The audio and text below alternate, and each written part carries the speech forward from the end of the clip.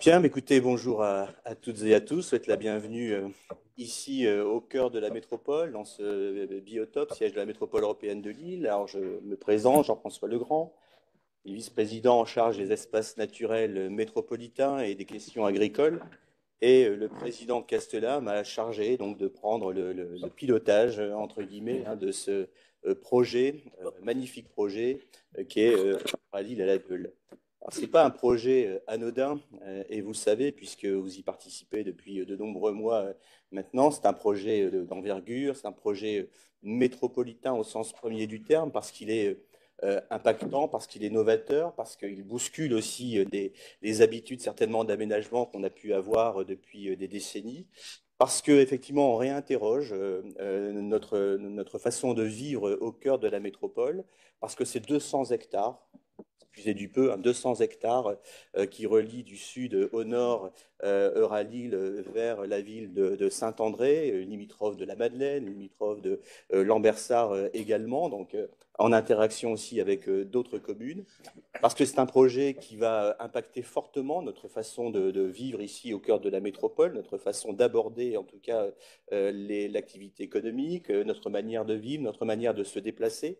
Impactant aussi parce que de manière très, très forte, on a marqué l'idée et l'intérêt de réduire fortement les infrastructures routières qui sont l'ossature même, je dirais, de ce linéaire. On pense au boulevard Schumann, mais il y en a d'autres qui arrivent en interaction, qui sont vraiment des nœuds routiers aujourd'hui, qui sont très complexes, très saturés aussi. Enfin, moi, pour le prendre de façon très régulière, je suis maire d'Oupline, donc vraiment d'Oupline, je passe plutôt par effectivement Saint-André, la Baleine, je prends Schumann, donc je me rends compte effectivement aussi de la forme de saturation que peut avoir ces boulevards au cœur de notre métropole, et donc l'interrogation qu'on peut en avoir. Ça vient également en projet des lignes de tramway. Vous savez que si on réduit de façon drastique la voiture sur ce secteur, c'est parce que également il faut proposer d'autres manières de se déplacer. Donc la structure même, l'ossature de Radil à la Dole, c'est également ces lignes de tramway qui vont le traverser.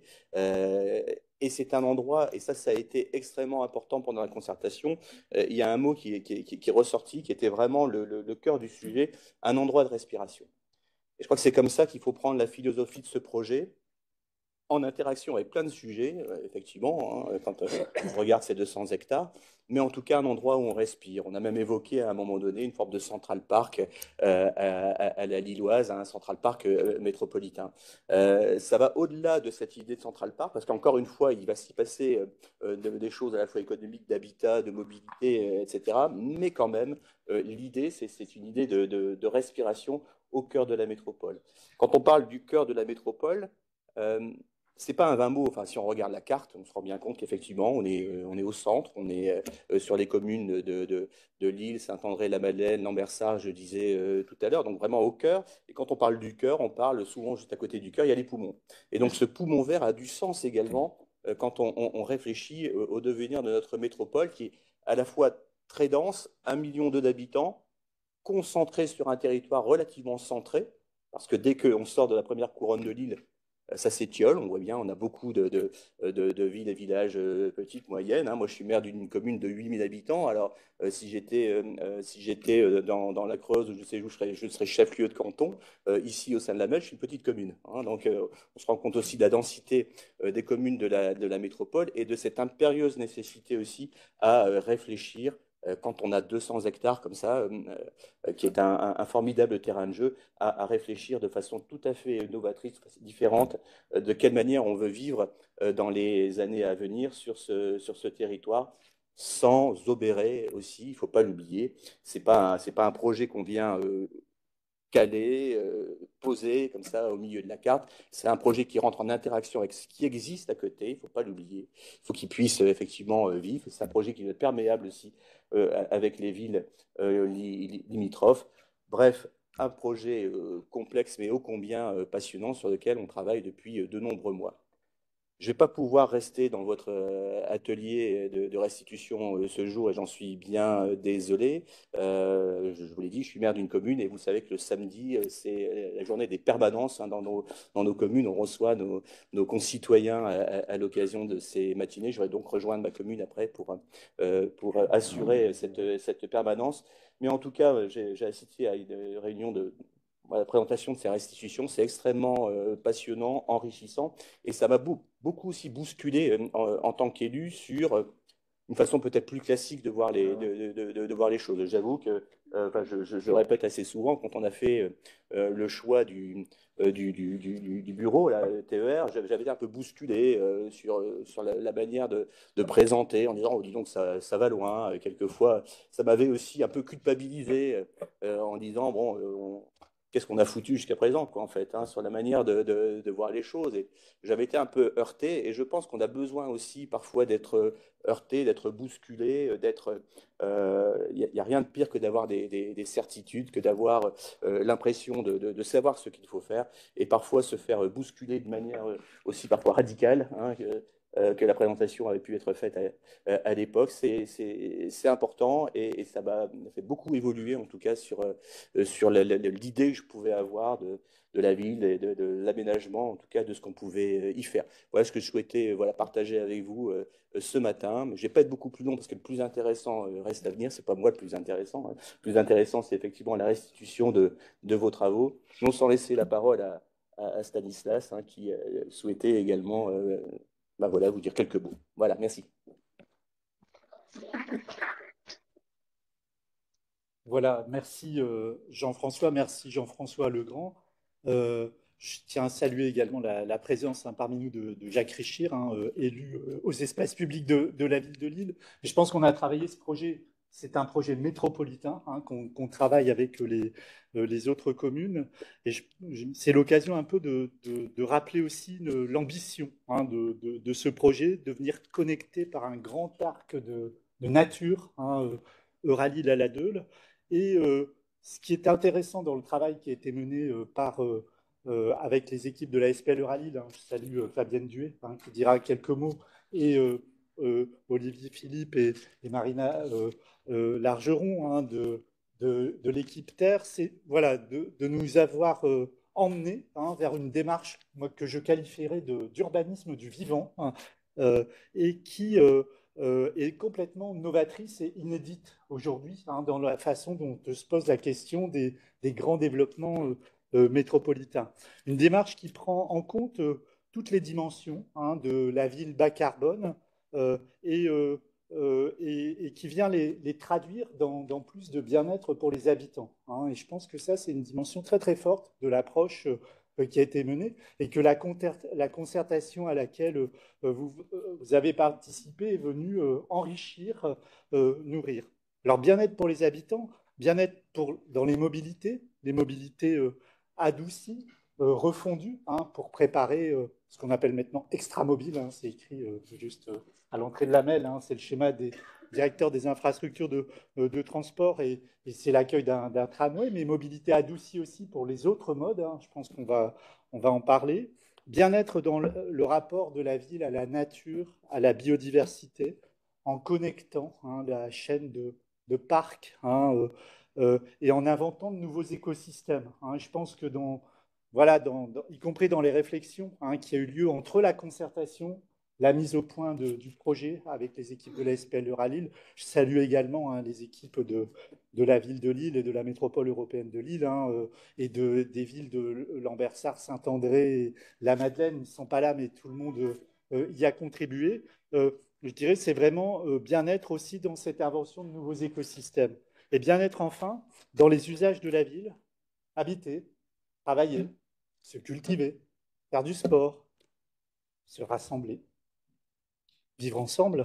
Et c'est un projet qui voilà, vient introduire également des nouveaux programmes, qui vient mettre au point aussi de nouveaux espaces publics pour relier hein, le cœur historique de Ralil et l'étirer en fait dans cette grande figure métropolitaine que Jean-François Legrand a évoquée, hein, 200 hectares, je dirais, révélés, 200 hectares qui tournaient le dos à la ville, qui tournaient le dos aux habitants, et 200 hectares qui sont révélés comme un potentiel extraordinaire de métamorphose paysagère. Voilà, je voulais simplement terminer par là avant de, voilà, peut-être passer la parole à Fabienne pour nous faire un petit peu un point de méthode et d'organisation. C'est aussi l'occasion de saluer Marguerite Wabel de POA, qui a animé tous ces ateliers de concertation nombreux auxquels vous avez participé. On a la chance de restituer aujourd'hui. Voilà, merci à vous.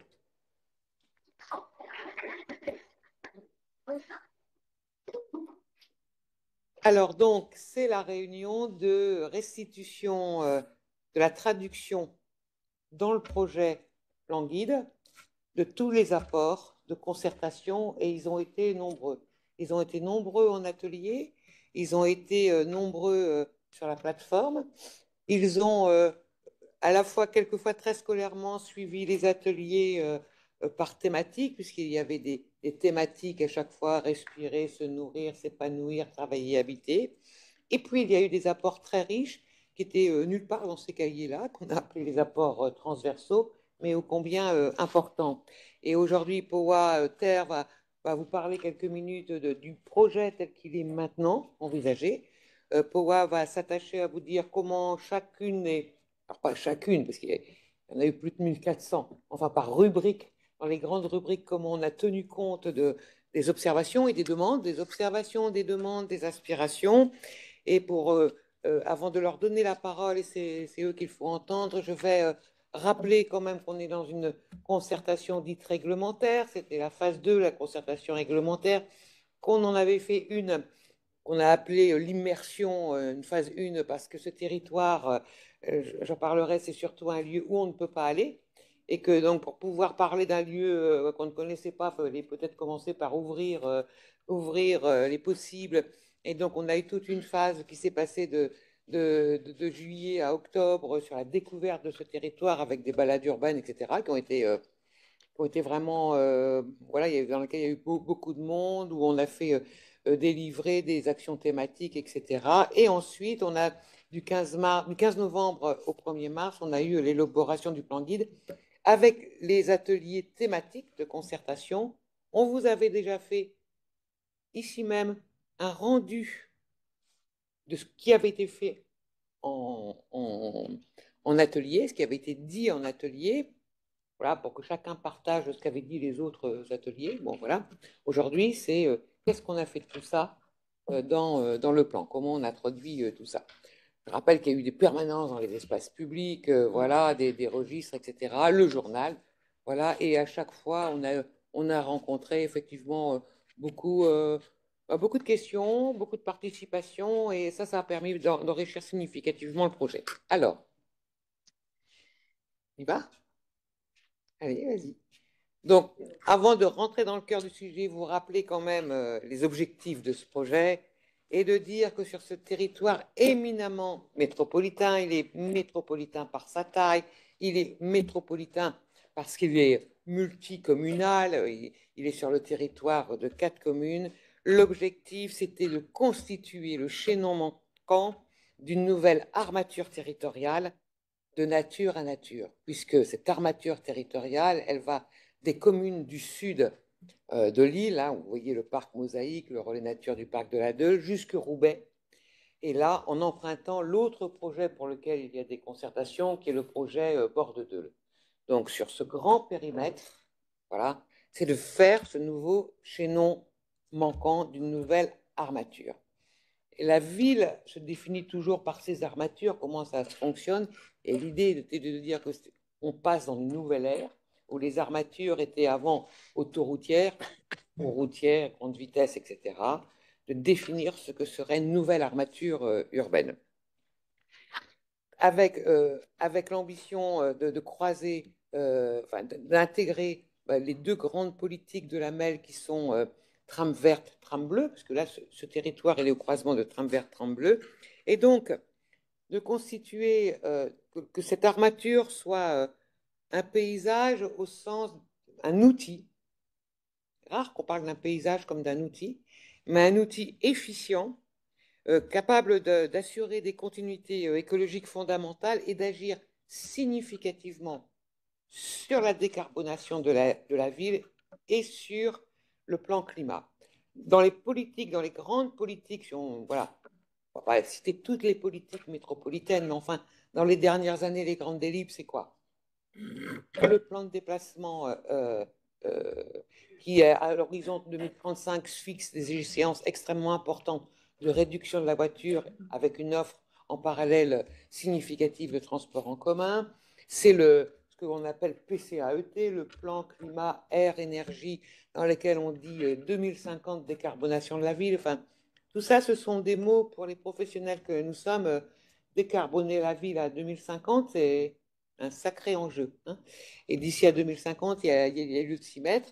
Et puis, dans le plan climat, effectivement, il y a l'idée de pouvoir agir significativement sur le climat.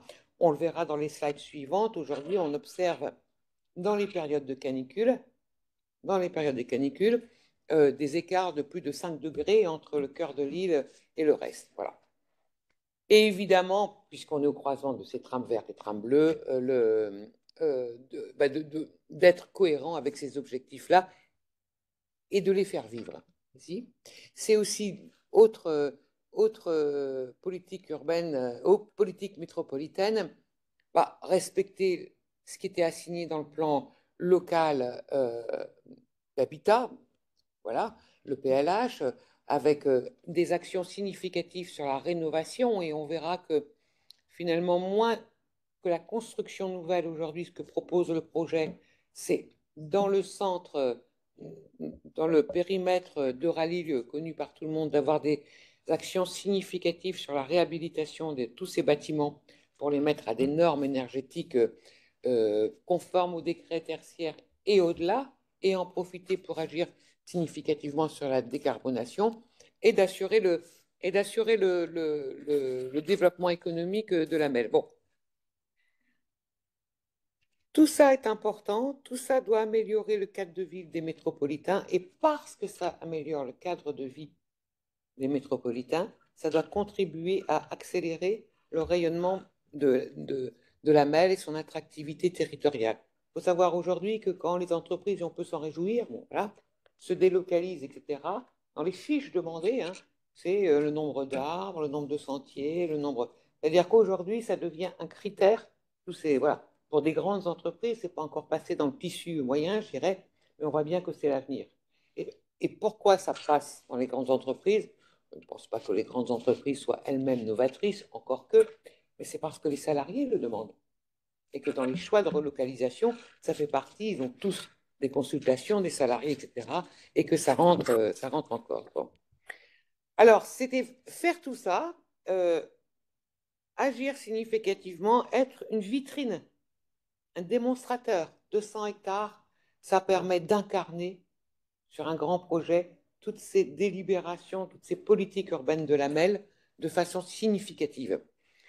Sur un territoire qui est caractérisé aujourd'hui par, vous le savez, voilà, et qui existe, hein, voilà, dans lequel il y a 100 hectares de vestiges, donc c'est toute la ceinture, la citadelle et toute la ceinture des fortifications, dans lequel il y a 60 hectares occupés par la voirie, quand même énorme, enfin, dans lequel un tiers des espaces végétalisés sont inaccessibles, sauf à faire de l'escalade en bord d'autoroute sur les délaissés, mais bon, voilà, et qui est au pied d'un quartier d'affaires qui s'est constitué sur un hub de transport important, qui est Eurafland, qui accueille 30 millions de voyageurs par jour, lequel quartier d'affaires aujourd'hui, c'est 16 000 habitants, voilà, et à peu près, 16 000 salariés plutôt, et à peu près 1000 logements. Donc, à la fois, ce site n'existe pas, il n'est pas connu, mais à la fois, il a des grosses pièces qui fonctionnent plus ou moins bien et qu'il faut réarticuler. Ah. Si. Il faut réarticuler en intégrant des problématiques qui sont celles de toutes les agglomérations, de toutes les villes. C'est des pics de pollution, tout le monde le sait, tout le monde peut lire maintenant sur les 4x3 les recommandations Atmo, attention, on ne respire pas bien, faites pas de sport, etc. des différences importantes entre le centre et la périphérie en termes de canicule. Et on voit bien, en tous les cas, tout ce que dit le GIEC aujourd'hui, c'est on va passer d'un climat tempéré, donc avec 4 saisons, un climat océanique où il va pleuvoir d'octobre à juillet, ce qu'on a vécu l'an dernier, hein, et ensuite canicule. Bon, d'accord. Donc voilà. Avec une problématique de bruit qui est celle de la voiture, le bruit routier, voilà.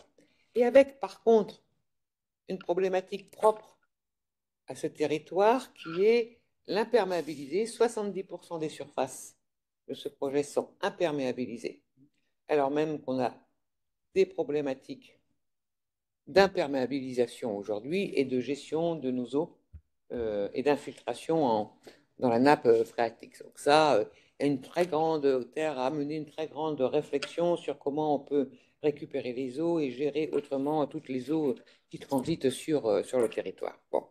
Le décor étant posé, là, voilà, tout ce décor, vous le connaissez, mais c'est quand même important de le rappeler. Il s'agissait de proposer à travers le plan guide, voilà, une armature territoriale qui réponde à 3 objectifs qu'on peut regrouper comme ça.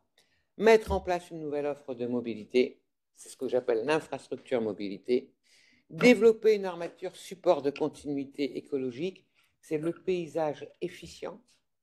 Un paysage qui n'est pas un paysage comme on l'a connu, où le paysage, alors je vais faire attention à ce que je dis, parce que là, j'ai un grand prix de l'urbanisme et de paysage, mais enfin, le paysage à la française, très ordonné, hein, ou le paysage à l'anglaise, voilà, où on aime bien, voilà.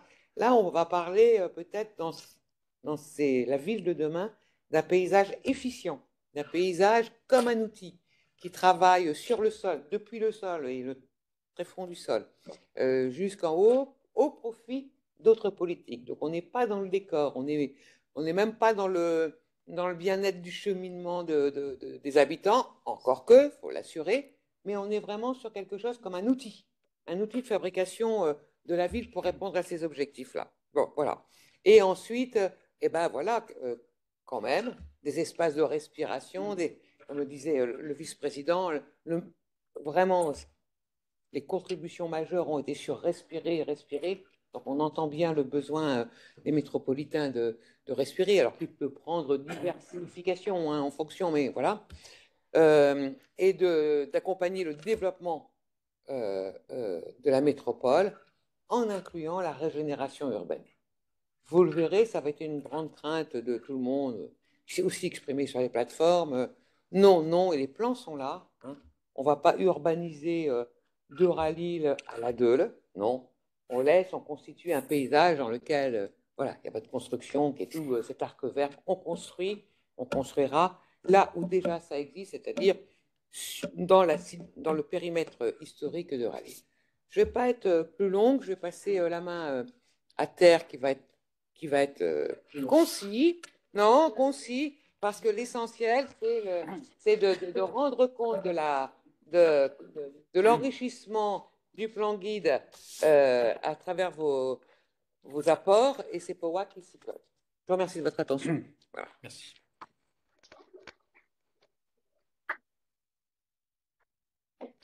Suivant. Merci Fabienne. Alors je voudrais d'abord, en préalable, dire notre grande fierté d'avoir été choisi pour ce sujet qui est un sujet prospectif, pas simplement à l'échelle de la métropole, mais je dirais plus généralement en France et en Europe, avec effectivement ses difficultés, hein, c'est bien évidemment. Sujet prospectif qui est une forme de recherche appliquée finalement, loin des cercles fermés, alors, que je ne vais pas critiquer parce que j'ai longtemps enseigné, mais des universités, des écoles. Il s'agit là de faire et de voir au fil du temps l'efficience de tout ce qui a été mis en place. Donc c'est une manière de procéder comme relativement nouvelle, à la fois dans la démarche et en même temps dans le contenu. Alors pour nous d'abord, c'était une histoire de voisinage. Donc je ne vais pas dire que nous savons tous que nous sommes sur une planète dont les ressources sont limitées, dont seule une faible partie est renouvelable. À ce sujet, j'évoquais avec le vice-président Legrand, je ne me trompe pas, hein, vice-président, ce roman d'Abel Quentin qui remet au jour finalement le rapport Meadows qui date des années 70 et qui évoquait tout ça et les dangers dans lesquels on s'engageait, dangers qui sont effectivement confirmés, et aussi associé à ça la question finalement de notre rapport au naturel, qui est pour certains d'abord une question morale, mais qui est aussi une question d'efficience. Encore une fois, on en revient à l'efficience, sachant qu'on considère beaucoup la question de la nature comme un accompagnement aimable, parler d'embellissement, donc pour les villes, au mieux effectivement d'intérêt sur la biodiversité, mais pas comme un ensemble finalement, un mécanisme vivant qui fait fonctionner aussi la planète, qui fait qu'elle existe tout simplement. Voilà, donc cette considération, vous me dites, mais nous, c'est un tout petit projet, 200 hectares, c'est grand, mais c'est petit. Alors nous, on a la conviction que les grandes messes planétaires ont quand même quelques difficultés à accoucher, elles finiront peut-être par accoucher, mais avec difficulté, et que toutes les actions qui sont menées à des échelles de temps beaucoup plus courtes, et là, la question finalement de l'échelle métropolitaine est pour nous le plus efficace et le plus proche des citoyens, est une échelle extrêmement efficace. Donc nous sommes là, pour nous, dans une échelle, dans ce voisinage, sur cette grande question, dans une échelle qui est efficace.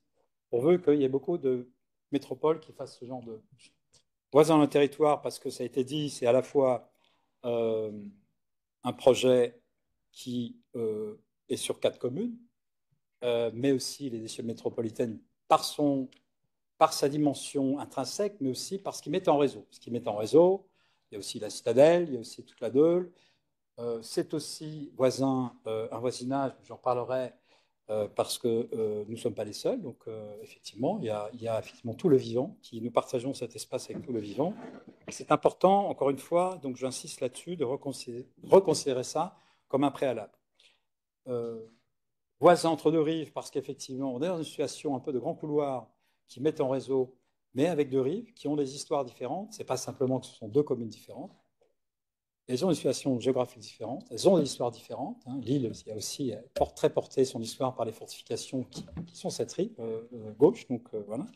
Et puis, la Madeleine, la rive droite, dont l'histoire est très liée finalement à une augmentation de la population et un urbanisme qui s'est fait progressivement par extension successive, et puis avec une histoire première qui est celle finalement beaucoup du maraîchage et du bocage, et du pastoralisme aussi. Et puis la Madeleine et l'Ambersart, très associés à la Deûle et toutes ces transformations qui ont au fil du temps. Voisins dans nos milieux, on revient sur finalement la définition première. Voisins au milieu, nous partageons cet espace avec l'ensemble du vivant. Bien évidemment, le vivant en pleine ville, c'est un peu plus compliqué qu'en plein milieu du corridor donc, de rallier la Deûle.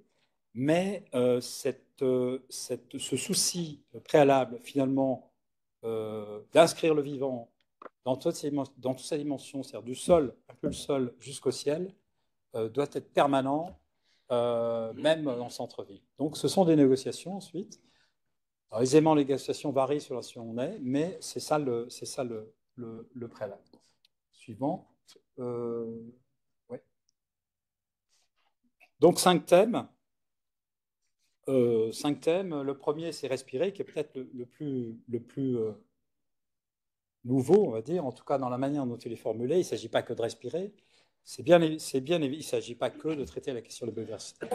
C'est effectivement de remettre en route ce mécanisme du cycle de vie porté par la nature, qui se passe d'abord en couple. Tout le monde parle beaucoup de trames vertes et bleues, ça existe, mais jusqu'à présent, on a assez peu parlé de quelque chose qu'on apprend partout, qui est le cycle de la vie fonctionne verticalement, du sous-sol au ciel, et qu'on ne peut pas s'affranchir de cette question-là. Donc, remettre en route ce mécanisme qui permet une plus grande biodiversité, un meilleur climat,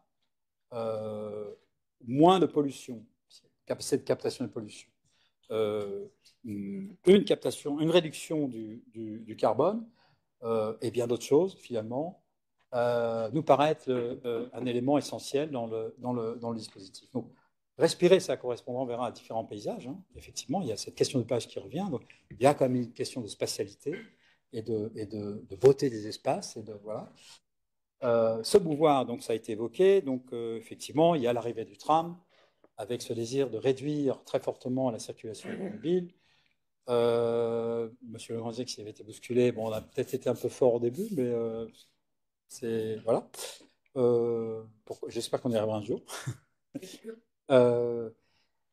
Donc, il s'agit bien finalement d'opérer des transferts, c'est-à-dire que la mobilité va toujours s'accentuer, il y aura toujours plus de mobilité, au moins à cette échelle locale. Donc, l'idée, c'est qu'il y a le principe effectivement du tram dont tout le monde a entendu parler, mais d'y associer aussi cette possibilité à la fois pour les piétons. Donc, ce n'est pas qu'une question finalement récréative dans cet espace, c'est aussi une question de passer d'une rive à l'autre à pied, dans un cadre agréable, sans forcément être environné par des voitures partout. Et aussi une manière de se déplacer comme cycliste, alors en déambulant sur certains rubans, vous verrez ce que sont les rubans, ou par une infrastructure beaucoup plus rapide associée au tram avec le minimum d'obstacles pour qu'elle soit efficace à une plus grande échelle, disons une échelle qui est plutôt celle de la métropole plus que celle d'un quartier de Lille ou d'un quartier de la Madeleine. Habiter, travailler, donc on a évoqué effectivement là, c'est pas finalement habiter, c'est travailler, c'est une petite partie du projet. Donc il ne s'agit pas de construire partout, pas du tout, c'est plutôt essentiellement autour de l'Euralie historique et de la reconsidération de tout le quartier de Raflan, avec cette idée qu'effectivement les performances, la question de la performance des bâtiments et de la manière de construire va être centrale, donc en portant plus haut les objectifs environnementaux, y compris donc travailler. Donc évidemment avec une traduction architecturale qui elle aussi est programmatique doit être un peu novatrice. Et par rapport à cette question de l'Euralie historique, aujourd'hui on y travaille, on n'y habite pas beaucoup, il n'y a pas non plus énormément de commerce. Donc l'idée quand même c'est d'introduire plus de mixité et plus de liens avec le centre-ville, encore plus que ce qui existe maintenant. Se nourrir, c'est plutôt un grand projet pédagogique parce qu'on imagine bien qu'on n'est pas dans des surfaces qui permettraient d'avoir une grande production, encore on aura une production, mais c'est plutôt une dimension pédagogique portée par la ferme Marcel Délin qui existe et la future ferme de la Madeleine qui devrait exister sous peu. Avec effectivement toutes les questions effectivement, de boucles de consommation, de recyclage des déchets, puisqu'il y a des choses qui sont mises en place à l'échelle de la métropole, et notamment à l'échelle de l'île, sur ces questions-là. S'épanouir,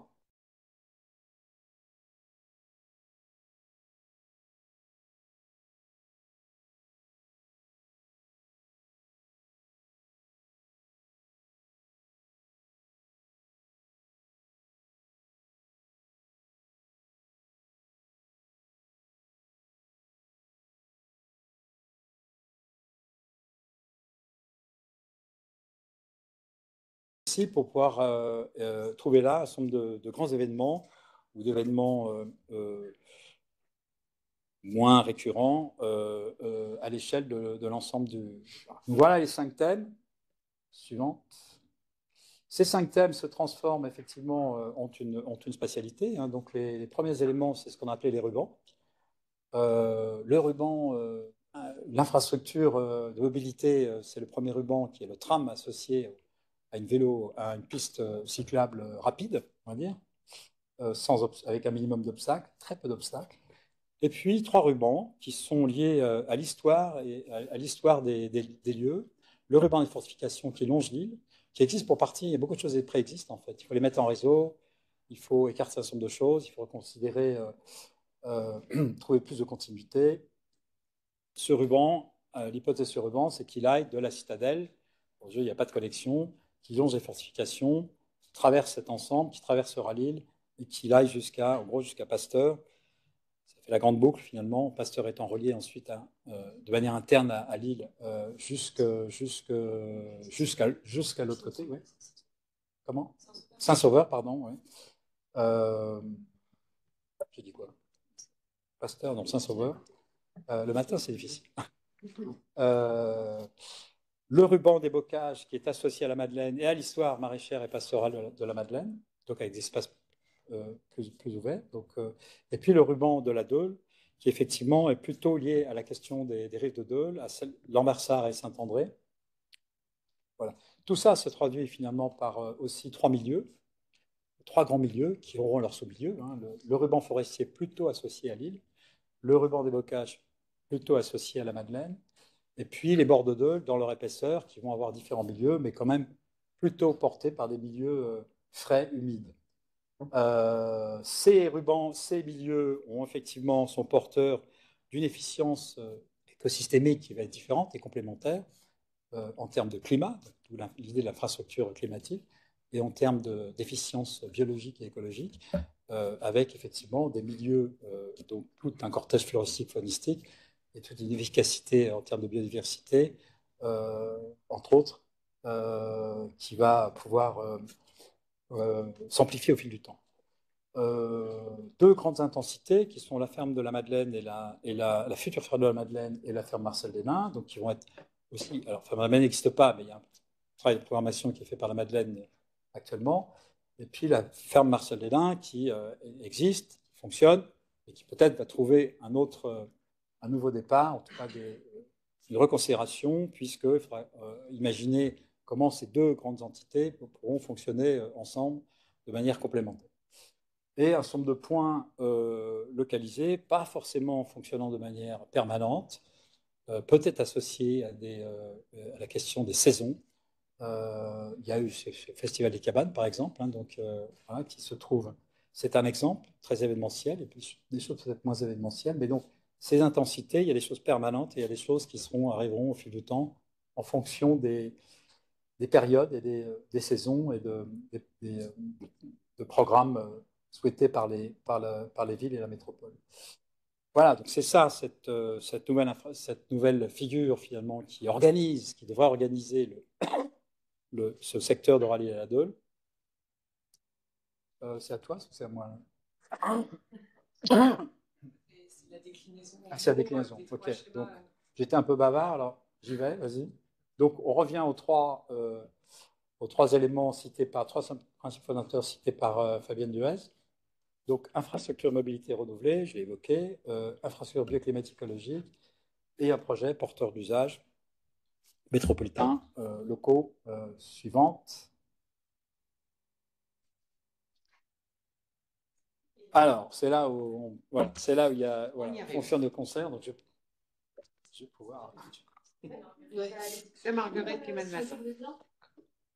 Alors effectivement, on va avoir une prise de parole à deux voix, puisque l'idée c'est que moi, Marguerite Poable, je suis architecte urbaniste à l'atelier Paulois et on a piloté la concertation de Rallye à la 2 et organisé les différents ateliers avec la présence de Terre à chaque fois. Et donc on est un peu garante de la parole habitante. Et donc l'idée c'est que je vous restitue un peu les demandes citoyennes et que Terre aussi vous explique comment ça a été intégré au projet. Donc le premier mot qui est revenu de manière assez systématique dans toutes les bouches, c'est le mot continuité. Il s'agit à la fois des continuités naturelles et écologiques entre Euralille à la Deule, de faire un peu déborder la citadelle, mais c'est aussi des continuités de parcours, puisqu'effectivement, on en a déjà parlé, c'est un territoire qui est assez difficile à parcourir, et notamment à pied et puis à vélo. Et donc l'idée, c'était de pouvoir faciliter les déplacements aussi sur ce territoire et d'avoir des réelles continuités de parcours au sein de ce territoire. Oui, du coup, la réponse du projet qui est faite, c'est de confirmer la mise en place des continuités écologiques à différentes échelles, puisqu'on l'a travaillé à l'échelle métropolitaine, grand corridor, tram vert, tram bleu. On le travaille à l'échelle du périmètre, c'est-à-dire comment le périmètre vient se diffuser dans les villes à côté, et puis même à l'intérieur des milieux, entre eux, comment est-ce que une forêt avec sa lisière dialogue avec sa clairière. Donc toute cette notion de continuité écologique à toutes les échelles, ça fait vraiment partie de la manière dont on a pensé le projet et ses milieux. Et la mise en place des continuités de parcours pour les vélos, pour les piétons, aussi pour la biodiversité, pour que les animaux puissent se déplacer, c'est très important, au sein du territoire, d'une rive à l'autre, d'un bord à l'autre, nord-sud. C'est vraiment à travers ce qu'Olivier vous a présenté tout à l'heure, les rubans, des grandes infrastructures de promenade, a priori pour les piétons, d'autres infrastructures cyclables, le tramway, la réduction de la place de la voiture qui fait que la route devient franchissable, parce qu'aujourd'hui, elle ne l'est pas forcément. Et donc, le territoire est traversable. On vient s'accrocher aux espaces publics et aux espaces verts de proximité qui bordent le projet pour, en fait, finalement, faire que la continuité, le remaillage, la création d'un réseau, à la fois écologique et à la fois de déplacement, soit structurant dans le projet. La deuxième grande préoccupation, c'était la valorisation de ce patrimoine. Donc ça, il y a eu des propositions assez variées sur le sujet, que ce soit via la signalétique, via l'aménagement, via aussi la culture ou bien l'événementiel aussi sur ce territoire. Donc bah, c'est vrai qu'aujourd'hui, on est aussi à une échelle un peu macro de voir ce qu'on fait de ces 200 hectares et pas forcément en train de prévoir l'événementiel, mais on prévoit déjà aussi, enfin, et de zoomer sur certains espaces.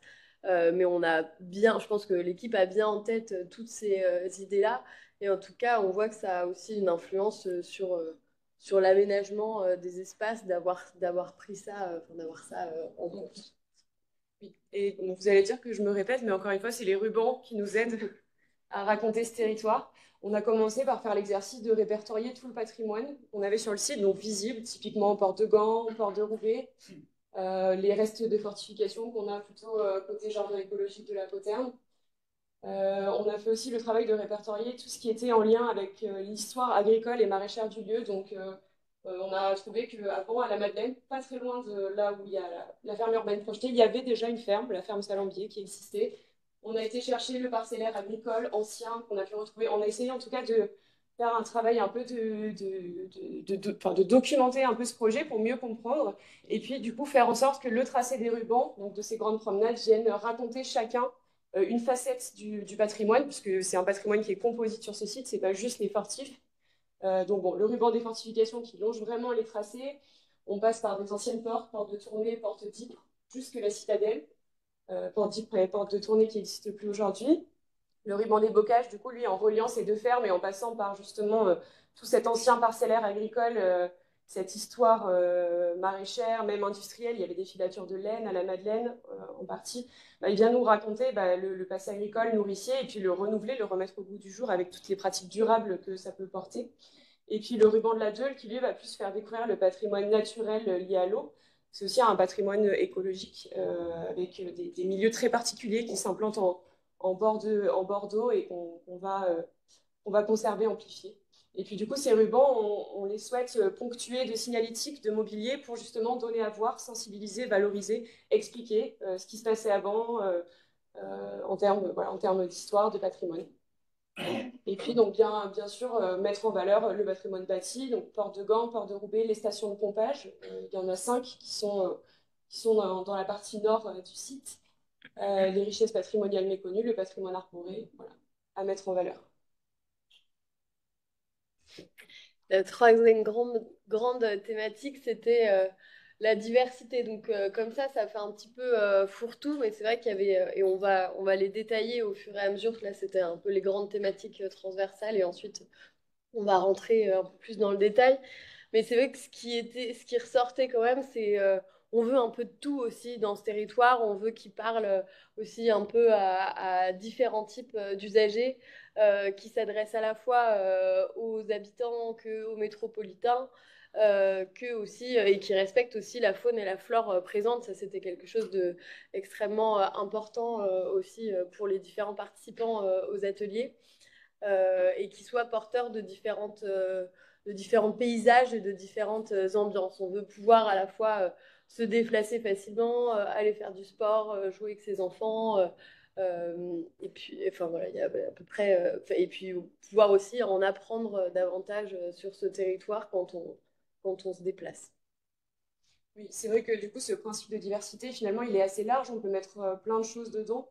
Nous, on a choisi de répondre par thématique en disant la diversité, c'est d'abord la diversité de lieux pour répondre à la diversité de besoins, que ce soit à la fois des services quotidiens pour les gens qui habitent, les voisins du site, mais aussi pourquoi pas des services métropolitains, l'événementiel, la culture, que tout le monde puisse profiter de ce grand paysage qui aujourd'hui n'existe pas, de grandes promenades. En lien avec ça, donc une programmation qui permette la tenue d'événements de plus ou moins grande ampleur, donc que tout ne soit pas figé, pour qu'on puisse imaginer des choses qu'on n'a pas imaginées justement. Le côté diversité, c'est aussi la diversité de public, donc c'est l'idée qu'on recherchera l'accessibilité universelle, donc de demander aux futurs concepteurs des espaces de prendre en compte toutes les personnes en situation de handicap. aussi la question du genre dans l'espace public, la question des personnes âgées, la question des enfants. On sait que tout ça, bon, maintenant on commence à tous être assez sensibilisés à ce genre à ces thématiques-là, mais en tout cas pour nous c'est très important que ce soit vraiment recherché et demandé à futurs concepteurs. Avant-dernier point, la question de l'équilibre des espaces entre ceux qui sont dédiés à l'intensité et puis les espaces plutôt de tranquillité. Encore pareil, dans cette diversité, ce gradient d'utilisation de l'espace pour que chacun, humain, vivant, non-vivant, puisse trouver sa place au sein de ce grand projet. Et puis donc la diversification des milieux. On vous en parlait tout à l'heure avec Olivier, mais qui est fondamentale pour valoriser la biodiversité. Si on a un seul milieu, on aura un seul type de cortège d'animaux qui vivront dans ce lieu-là. Donc l'idée, c'est vraiment de les multiplier, de les connecter entre eux, bien sûr, donc avec des densités de plantation, avec des choix d'essence, etc., pour voilà, avoir à la fois une variété de milieux et de paysages, pour que nous, on puisse aussi s'épanouir, s'émerveiller de tout ça, donc des clairières, des bois denses, des bois clairs, des futaies, des bordeaux, des jardins humides, des bocages, enfin la panoplie du paysagiste pour une diversité d'ambiance, d'imaginaire sur ce grand projet.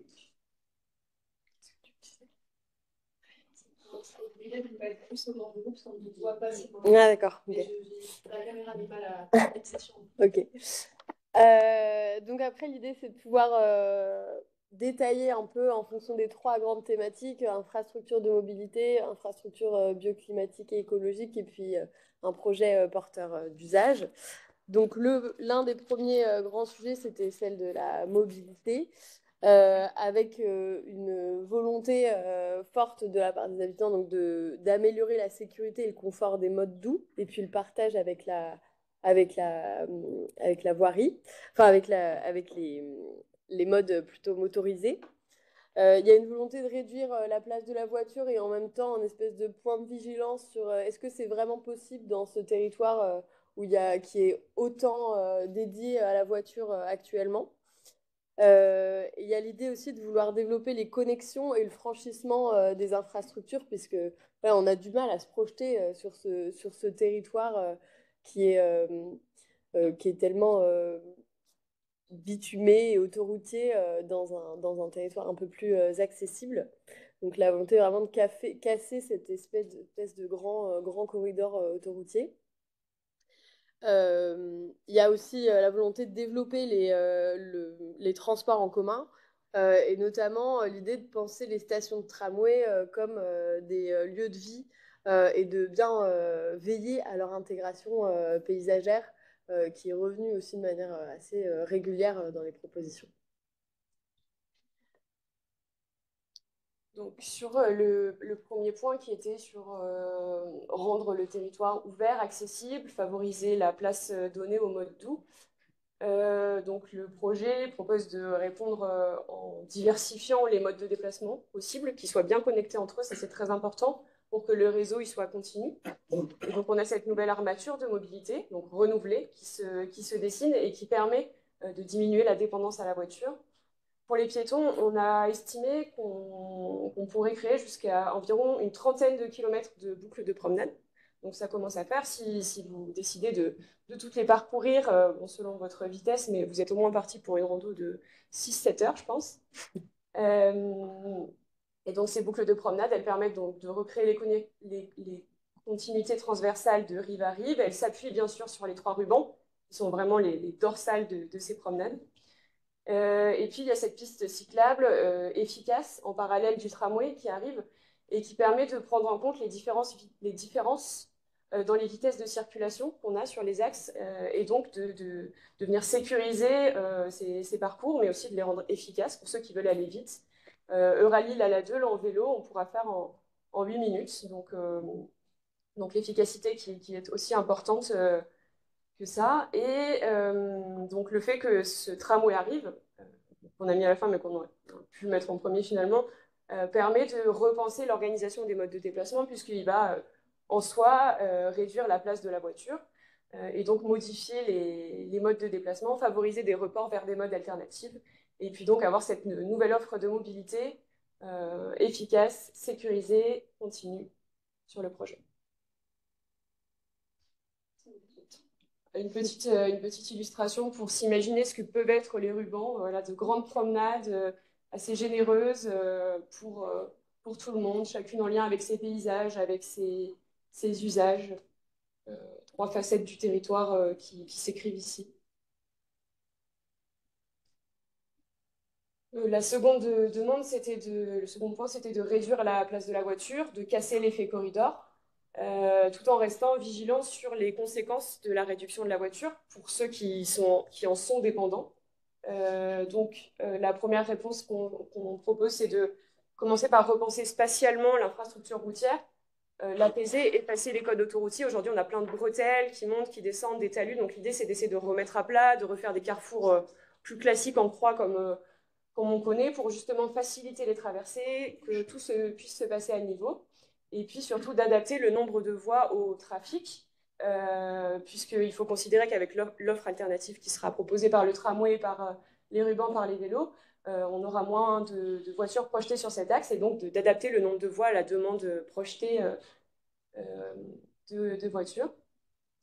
Et en ce qui concerne l'impact de la réduction de cette infrastructure routière, il faut bien quand même avoir en tête que la fonction de desserte, elle sera maintenue pour les automobilistes. La route reste.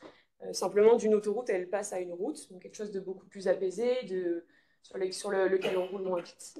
Et puis, les transformations de cette infrastructure routière, vous voyez une sorte de avant-après, on a l'impression qu'on enlève beaucoup, mais c'est quelque chose qui sera très progressif, c'est nécessaire. Et puis échelonné dans le temps, en lien avec l'arrivée du tramway. On ne va pas commencer à fermer toutes les routes tant que le tramway n'est pas là. En tout cas, il y a vraiment cette idée d'être très vigilant sur ça, pour que notamment Euraflandre, qui fait partie du système, reste accessible. On a besoin d'aller à la gare, ne serait-ce que parce que le train, c'est le mode de transport le plus écologique. Si en fait on dit qu'on ne peut plus prendre le train, ben, ce n'est pas terrible non plus. Donc il y a vraiment cette équation à poser entre l'accessibilité et entre le mode de transport qui est privilégié pour se déplacer. Et donc ce fameux tramway qui doit fédérer et qui nous permet de réaménager les espaces qu'il traverse. Il faudra donc être très vigilant quand on va l'insérer dans l'espace, à ce qu'il ne vienne pas en fait finalement recréer une sorte de coupure qui soit infranchissable. Donc il faudra penser des manières de le traverser sécurisées. Il faudra que les futurs arrêts de tramway soient pensés aussi au regard des autres modes de transport, en fait qu'on puisse aller jusqu'à l'arrêt de tram, puis ensuite le prendre pour faire de la multimodalité pour que ça fonctionne. Et puis donc le penser en parallèle avec cette piste Vélo Plus, donc capacitaire, qui permet de traverser efficacement le site de projet. Et pour finir, ce tramway, c'est aussi un élément central dans le réaménagement d'Euraflandre. Euraflandre, c'est la compression de Euralille et Lille-Flandre, puisqu'il vient renforcer l'accessibilité du pôle gare. Et donc, en fait, on peut réorganiser les mobilités. Aujourd'hui, on sait que c'est un petit peu le bazar, il faut un peu ranger certaines choses. Et donc, l'arrivée du tramway nous donne une opportunité de réaménager Euraflandre. Et donc l'un des autres sujets, d'ailleurs c'est sûrement celui qui a recueilli le plus de propositions, comme le disait Fabienne tout à l'heure, à travers le mot respirer, c'est effectivement que ce territoire mette en place une trame arborée continue. Le terme planté est revenu dans toutes les propositions, avec vraiment la volonté de reboiser, de reverdir, d'augmenter significativement la surface d'espaces verts existantes et de répondre à cette envie de nature qui existe chez les Lillois et les métropolitains, en évitant au maximum les ruptures. L'idée, c'était vraiment de poursuivre la citadelle jusqu'à Flandre. Il y a aussi une forte préoccupation sur la limitation de l'artificialisation et de l'imperméabilisation des sols, avec l'idée un peu générale qu'il faut qu'il y ait une plus forte proportion d'espaces verts que d'espaces construits sur le territoire. La question de l'eau, de la présence de l'eau aussi, de la valorisation de la présence de l'eau à travers les bords de Dole, mais aussi tous les milieux humides qui existent sur ce territoire et qui sont aujourd'hui pas forcément visibles, et revenus aussi de manière importante. L'idée de diversité de paysages qui est souvent un peu associée à l'idée d'avoir une nature un peu plus sauvage, qu'on se sente à la campagne, d'avoir aussi une autre ambiance et que ce territoire permette de s'extraire de l'intensité urbaine aussi. avec l'idée souvent assez. Enfin, il y a eu pas mal de débats sur cette question, mais la volonté de sanctuariser certains espaces pour la biodiversité et d'avoir des espaces qui soient non accessibles aux humains, puisque c'était aussi une des remarques sur ce territoire, le fait que aujourd'hui il est pas accessible. Après, il n'est pas forcément aménagé pour que ce soit un très gros réservoir de biodiversité, mais quand même un peu. Et donc l'idée, c'était de pouvoir garder cette fonction-là aussi. Et de préserver le cadre de vie à la fois des habitants et de la faune et de la flore. Et d'avoir effectivement une diversité de milieux. Bon, bah, du coup, vous avez vu beaucoup de points et parfois des questions qui sont assez techniques sur comment on fait, comment on plante, comment on désimperméabilise. Donc, je vais essayer peut-être de faire assez vite et si besoin, on pourra revenir après sur des points plus précis. Le premier point, donc planter, planter, planter, planter. Le projet ambitionne pour l'instant en stade de plan guide la plantation de 20 000 arbres pour justement créer cette masse critique pour faire fonctionner le régulateur climatique, pour apporter de l'ombre, du confort thermique, structurer les paysages. On sait qu'il y a des animaux qui se déplacent le long des alignements d'arbres, donc très important. Régénérer les sols, créer des habitats pour la faune.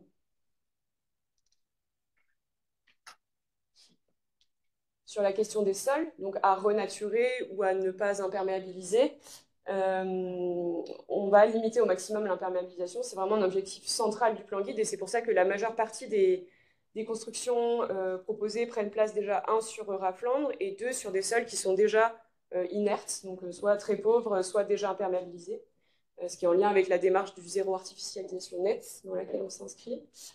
Et puis, pareil, en phase plan guide, hein, donc c'est une première estimation qu'on fait, on estime qu'on pourra désimperméabiliser ou renaturer plus de 15 hectares de sol, ce qui est quand même un joli chiffre.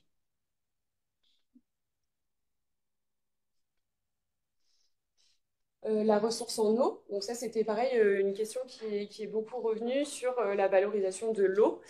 En fait, finalement, sous toutes ces formes, parce qu'on s'est aperçu en étudiant, en diagnostiquant ce territoire, qu'on avait plein de types d'eau différentes. On a la Deule, avec ses canaux, donc eau de surface. On a de l'eau souterraine dans la nappe. On a des eaux d'exor qui sont pompées justement pour que les parkings n'aient pas les pieds dans l'eau. On a les eaux de pluie, forcément. Donc, en fait, on a mis en place une méthode d'action qui dit à chaque type d'eau son usage. Et en fonction de là où ce type d'eau est, bah, pareil, une utilisation raisonnée en adéquation avec les ressources, avec bien sûr cette idée d'infiltrer les eaux de pluie là où elles tombent, c'est-à-dire bah, il pleut, le sol les absorbe et elles restent là où elles sont et d'essayer de ne pas les remettre dans les différents réseaux.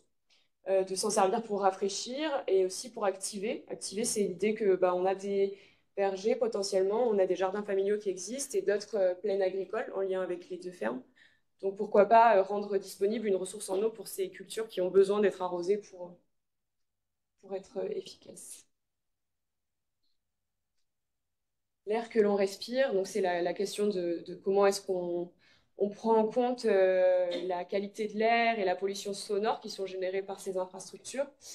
Donc premier point, c'est de vous dire que la qualité, enfin il y a des études de modélisation air et bruit qui sont en train d'être menées actuellement et donc qui viendront alimenter le plan guide dans un second temps. Pour autant, on a quand même déjà pris en compte plusieurs choses pour agir sur la qualité de l'air. L'approche bas carbone du projet, donc limiter les émissions de carbone pour justement ne pas contribuer à polluer plus l'air. Augmenter la capacité de stockage du carbone du territoire, donc ça c'est ce qui est fait par la création d'une biomasse, donc la plantation d'arbres notamment, bien sûr. Et puis, quelque chose qu'on a porté assez fort dans le projet, c'est cette idée d'un suivi, un outil de suivi environnemental pour objectiver les éléments, et notamment la qualité de l'air. Et ça nous permettra d'évaluer si, oui ou non, on a réussi notre pari. Le côté sauvage de la nature, donc ça rejoint un peu ce dont Fabienne parlait tout à l'heure quand elle parlait des paysages d'ornement, des décors. Là, voilà, c'est vraiment l'idée de se dire que le paysage, il sera travaillé par des paysagistes et des écologues pour que ce soit pensé comme des milieux, pas comme des décors inertes verts. Et puis de les considérer vraiment comme ce qu'ils sont, c'est-à-dire des milieux de vie, donc pour le vivants, mais aussi pour les humains, mais aussi pour les non-humains. Et puis de valoriser donc ce côté sauvage dans la diversité des imaginaires, le fait qu'on puisse se dépayser. En fait, on est en cœur de métropole, mais on a un paysage complètement champêtre, sauvage. Et puis du coup, ce côté voilà, sauvage, encore une fois, ça va aussi se jouer dans la gestion minimale de certains espaces pour que justement la nature reprenne ses droits.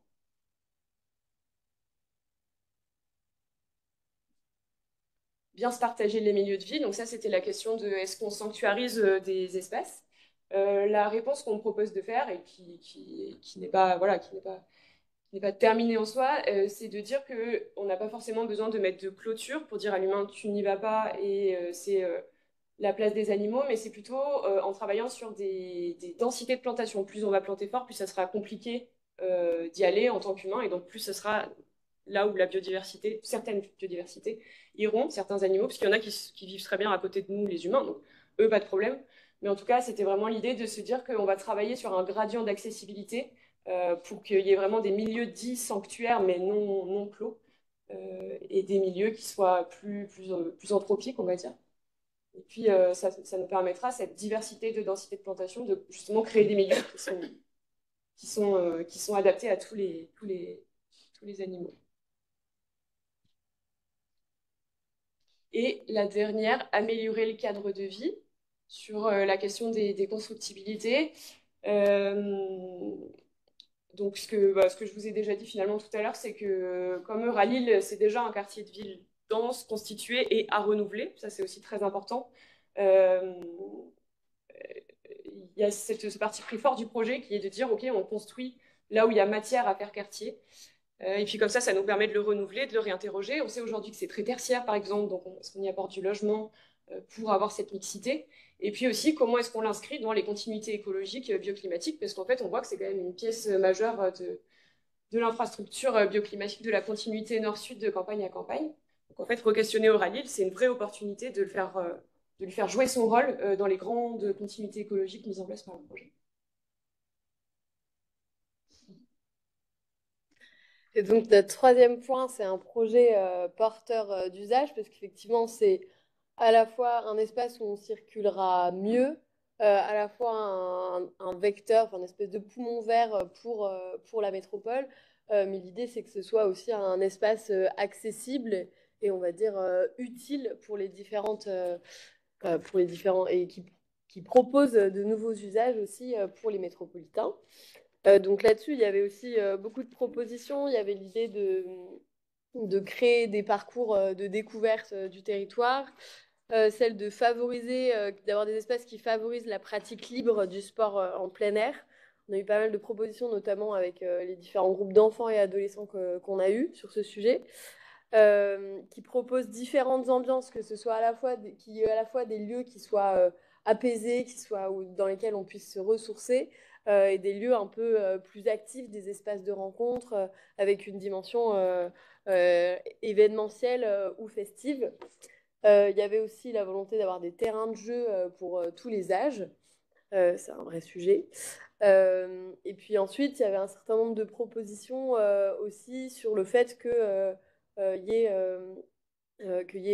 s'il y a des nouveaux logements, ils soient accessibles à tous, à la fois aux familles, aux étudiants, et que ce soit intergénérationnel, et qu'il y ait une qualité architecturale.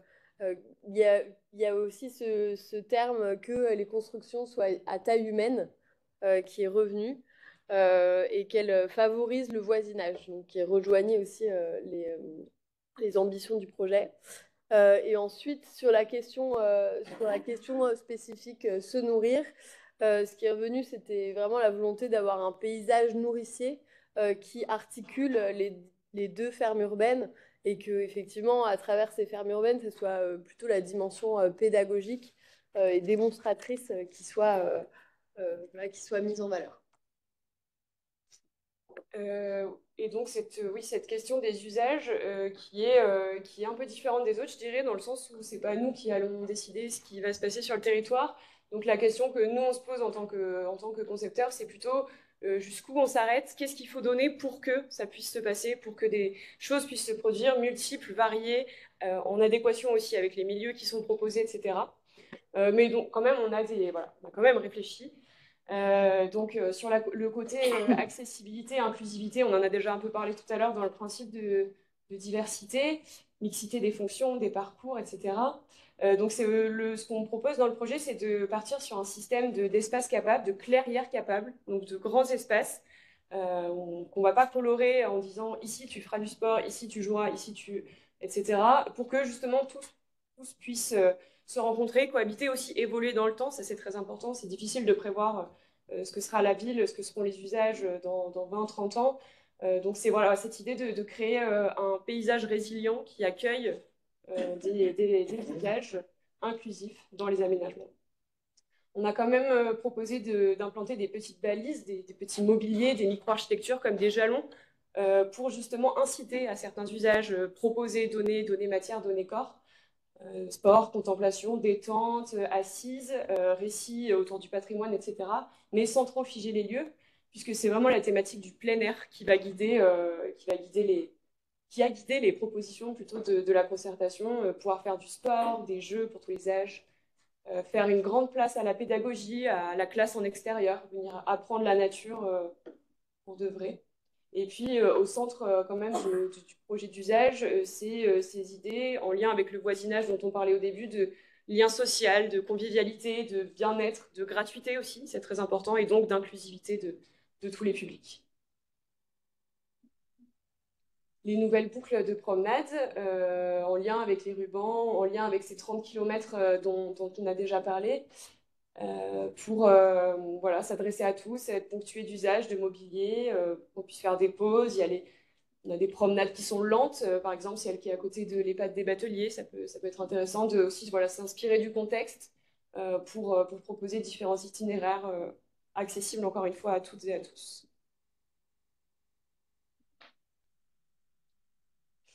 Sur la convivialité urbaine, sur la question aussi de la construction, de comment est-ce qu'on intègre dans le paysage un bâtiment, la question de la mixité, du coup, donc de la réversibilité. On a proposé donc de réaliser sur Euraflandre une programmation mixte avec des nouveaux logements sur ce quartier qui est aujourd'hui très tertiaire, en travaillant sur le côté réversible du bâtiment, donc pour pouvoir avoir une mixité fonctionnelle programmatique à l'échelle du bâtiment, mais aussi à l'échelle du quartier, que tout puisse se compléter, se répondre, avec un travail sur ce qu'on appelle les rez-de-chaussée actifs, donc c'est des rez-de-chaussée dans lesquels on peut aller, un restaurant, un magasin, un commerce, des services, en tout cas pour s'adresser à tous les usagers qui fréquentent régulièrement ou non ce hub métropolitain, donc à la fois les voyageurs qui sont juste de passage, mais aussi les habitants futurs, projetés, actuels, voisins, pour que Eurafland, qui est quand même le cœur d'une polarité métropolitaine, conserve, amplifie sa dimension métropolitaine, mais aussi sache retrouver son échelle de quartier qui lui fait assez défaut aujourd'hui. Et dernier point sur le côté pédagogique, donc de penser ce territoire, ce projet comme un espace où on vient apprendre, tout le monde, pas uniquement les scolaires, hein, mais tout le monde, donc en lien avec notamment la question nourricière, qui est quand même celle qui est vectrice des bonnes pratiques, de sensibiliser comment est-ce qu'on mange bien, comment est-ce qu'on cuisine, comment est-ce qu'on se nourrit avec des produits sains, comment est-ce qu'on cultive. Et puis donc ce qu'on a proposé en termes de projet, c'est d'aller encore même plus loin sur cet aspect social, solidaire, convivial, en proposant des vergers ouverts, participatifs, pour créer ces paysages nourriciers qui rassemblent à la fois les hommes, mais aussi qui offrent une diversité de plantes pour que les animaux puissent se nourrir, et qui nous permettent de valoriser la dimension pédagogique autour des questions d'agriculture urbaine. Et puis, on propose aussi dans le projet, donc ça c'est pareil, quelque chose qu'il faut creuser, assez expérimental, mais de lancer une dynamique de renaturation des sols, puisque je vous ai dit qu'on avait 15 hectares qui étaient potentiellement pressentis pour être renaturés, mais du coup de renaturer ces sols, en partie avec, pourquoi pas, des biodéchets qui pourraient être collectés sur la métropole. On sait qu'il y a déjà les alchimistes sur l'île, à la Melle, qui collecte tout ça, une borne à biodéchets quartier Vauban qui a été installée il n'y a pas très longtemps. En tout cas, il y a vraiment une dynamique métropolitaine qui nous fait dire qu'il y a quelque chose à tester en lien avec cette question des sols qui est fondamentale et cette question des bonnes pratiques qui doivent se répondre. Et je crois que c'est bon. Petit dernier focus sur Nord-Flandre. Finalement, j'en ai déjà pas mal parlé. Mais il y a cet enjeu quand même, c'est un quartier qui est très très particulier, qui est vraiment l'épicentre de mobilité métropolitain. Et il y a un challenge qui nous est posé de, en fait, comment est-ce que les grands principes qu'on met en place sur la partie nord du territoire ne s'arrêtent pas dès qu'on arrive en tissu urbain constitué. Donc on s'est posé cette question de comment est-ce que Euraflandre aussi rentre dans une infrastructure de mobilité renouvelée, une infrastructure bioclimatique et écologique, un projet porteur d'usage. Voilà, donc ça c'est pareil, c'est un vrai challenge. On est en train de détailler de plus en plus les études. Mais finalement, je pense que je vous ai déjà un peu raconté ce qui va se passer à l'intérieur. Tu peux passer. Merci.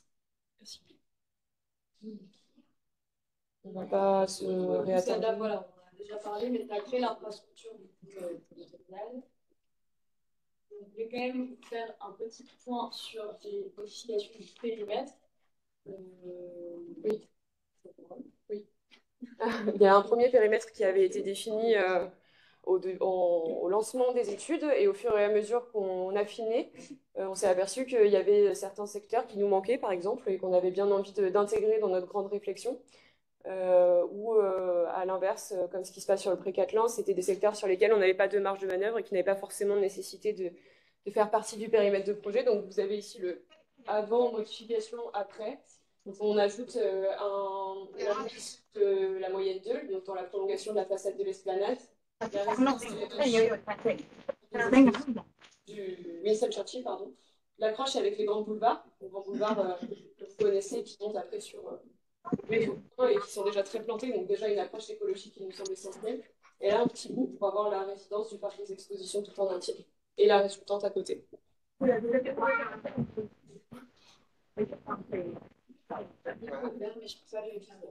grands plans qui sont là voilà. Maintenant.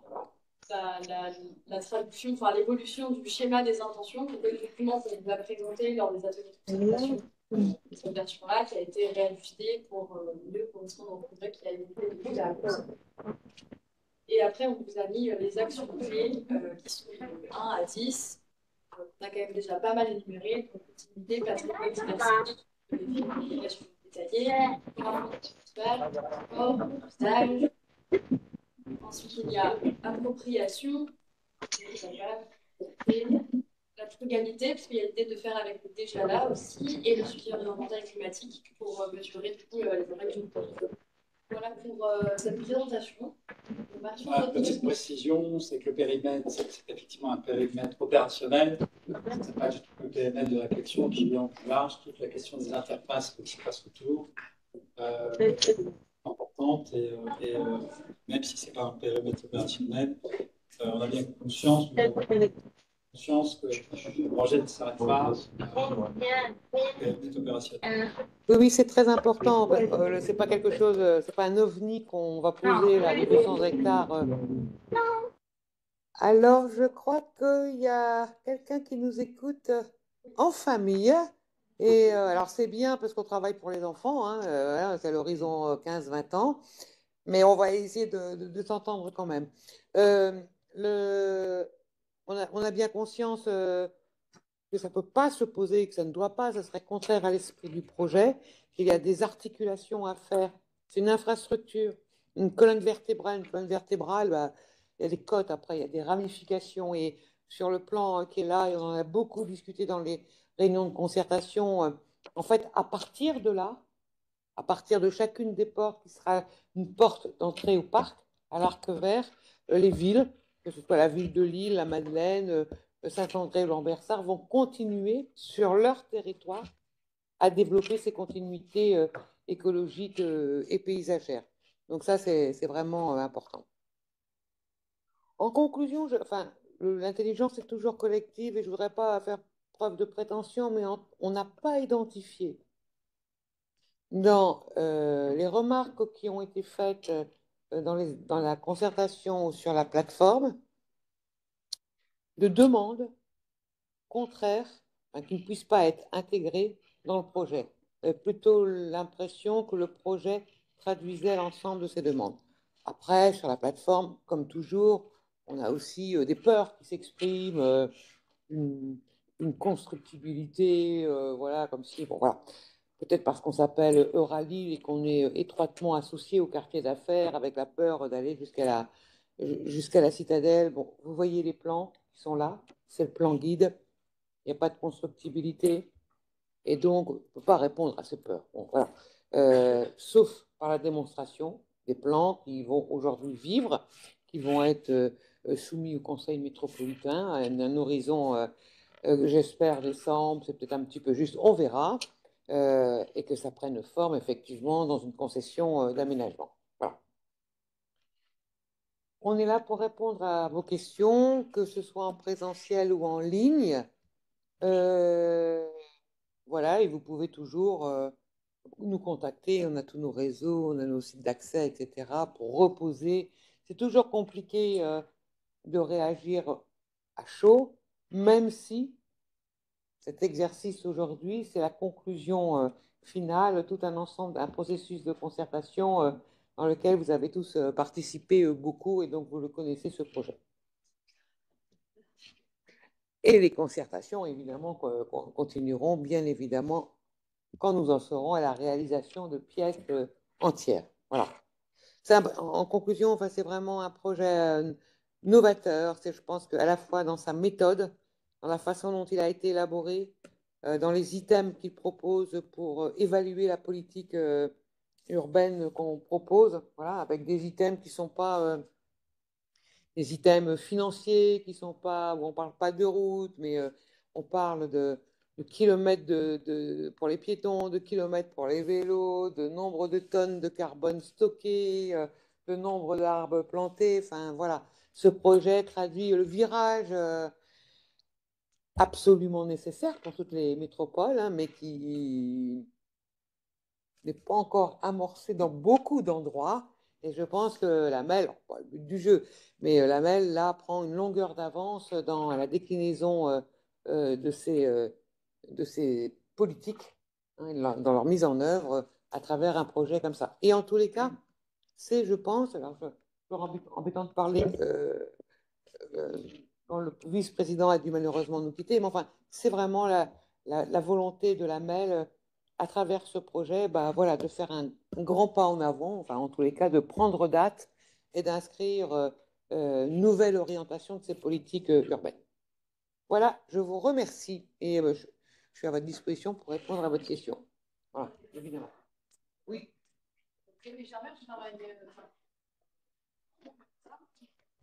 Je crois que c'est. Je voulais juste, je voulais juste dire, enfin, demander comment ça allait se passer, parce qu'on parlait des concertations qui allaient venir, oui. des projets spécifiques.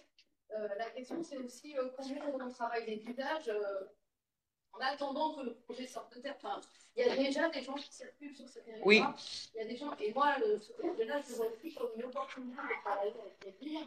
On parlait des questions de mobilité douce. On parlait de choses très concrètes. La passerelle qui passe au-dessus de la baie d'écluse, elle démarre avec des lampères sartois, mais c'est des lampères sartois qui sont dessus. Je sais que sur la Sarthe, les études montrent qu'on est la ville où il y a le plus de vélos à faire, donc qui passe sur cette passerelle. Cette passerelle, elle est à Saint-André, et actuellement, elle n'est pas éclairée. Et on va rentrer dans une période qui est compliquée. Et je me dis, ce projet-là, c'est un lieu où on va pouvoir échanger en intercommunalité sur ces thématiques-là, parce qu'on a un projet qui est ambitieux et qui nous envoie loin. Et ben, c'est l'occasion aussi de donner aux habitants à voir qu'on est capable de s'entendre sur ces sujets-là, et aussi aux habitants, dans leurs usages, de commencer à s'approprier ce territoire. Ça, je pense que c'est important. Au-delà, qu'on n'attende pas qu'on ait des projets pour se revoir et pour continuer à discuter sur ces thématiques-là. Plus on aura de gens qui vont utiliser le vélo, plus les habitants s'approprieront les usages. Alors, madame, vous répondre par deux choses. Dès que les élus métropolitains auront décidé la mise en œuvre opérationnelle de ce projet, on a déjà écrit en lien avec les villes et donc vos services à Lambertard tout ce qu'on a appelé les actions de préfiguration. Parce qu'effectivement, on ne va pas attendre le grand soir où le tram est là, etc., pour pouvoir en parler. Et ces actions de préfiguration, c'est le moyen de tester des usages, de tester des parcours, de tester des habitudes, et c'est un peu du donner à voir. Donc il y a là tout un programme extrêmement important qui est à peu près écrit pour les 3 premières années du projet. Bon, on ne sait pas quand est-ce que ça démarre vraiment, mais à un horizon de 6 mois, pour effectivement s'occuper de tout ce que vous venez de dire. C'est-à-dire que en attendant que tout soit fait sur un projet comme celui-là, dont un des maîtres mots est continuité, hein, continuité urbaine, continuité écologique, etc., bah, il faut penser aussi du provisoire, il faut penser aussi de la découverte, il faut penser usage. Je regarde mes services, j'avais dit un projet à haute valeur d'usage, mais le haute valeur d'usage, ils n'aiment pas. Donc j'ai été censurée, c'est un projet porteur d'usage. Donc je vais réaffirmer mon rôle. Oui, oui, oui, je vois la censure. Moi, je pense qu'il faut maintenir ce concept de haute valeur d'usage. Bon, voilà. Parce que c'est effectivement par l'usage, on va entraîner aujourd'hui l'ensemble des riverains, on va dire, puis des métropolitains. Bon, voilà. Donc soyez rassurés, on a ce programme-là qui a été validé par l'ensemble des élus qui portent ce projet, et la MEL, hein, mais qu'il faut mettre. Pour ça, j'ai besoin d'un outil opérationnel. Je ne peux pas intervenir à la place. Il faut que la concession soit délibérée. L'aménagement. Mais bien sûr, mais bien sûr.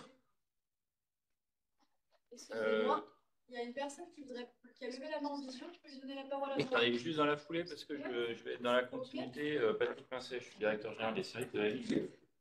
Par rapport aux services, il y a un double enjeu par rapport aux différents services municipaux qui travaillent sur ce sujet. Le premier enjeu, d'abord, c'est un enjeu transversal à l'intérieur même de nos administrations. C'est-à-dire que ce projet, il ne peut fonctionner qu'à partir du moment où on fait travailler ensemble ceux qui gèrent les espaces verts, ceux qui gèrent les aménagements et l'urbanisme, ceux qui gèrent les dossiers liés au transport, etc., etc.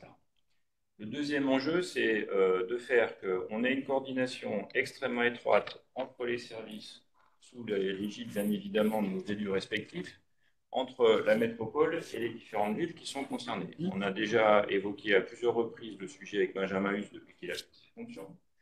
Moi, c'est une proposition que je fais. Je pense qu'il serait bon, à partir du moment où le projet sera effectivement validé par les conseils municipaux et par le conseil métropolitain à la fin de l'année, on mette en place une instance technique de coordination entre la SPL, la MEL et les villes, qui puisse permettre d'abord de suivre ce dossier pendant tout le temps pendant lequel il vivra, sachant qu'on est parti pour 10-15 ans.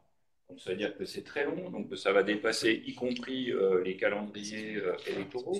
Donc, sans préjuger de l'avenir des élus des différentes collectivités, je pense que c'est bien d'avoir une instance qui puisse permettre d'assurer une continuité administrative et technique dans cette affaire, et qui puisse permettre aussi qu'on travaille dès maintenant, et vous avez parfaitement raison de le souligner, sur les usages temporaires, d'ores et déjà un certain nombre d'adaptations qui peuvent se faire très rapidement, parce que, honnêtement, effectivement, mettre de la lumière sur une passerelle, c'est pas ce qu'il y a de plus compliqué, simplement, si elle est à cheval sur 2 communes, il faut qu'on se mette d'accord, savoir qui prend le leadership pour mettre en place cet éclairage.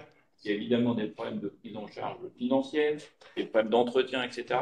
Donc c'est un bon exemple de choses qu'il faut qu'on puisse être capable de faire rapidement et donc de manière coordonnée entre nous.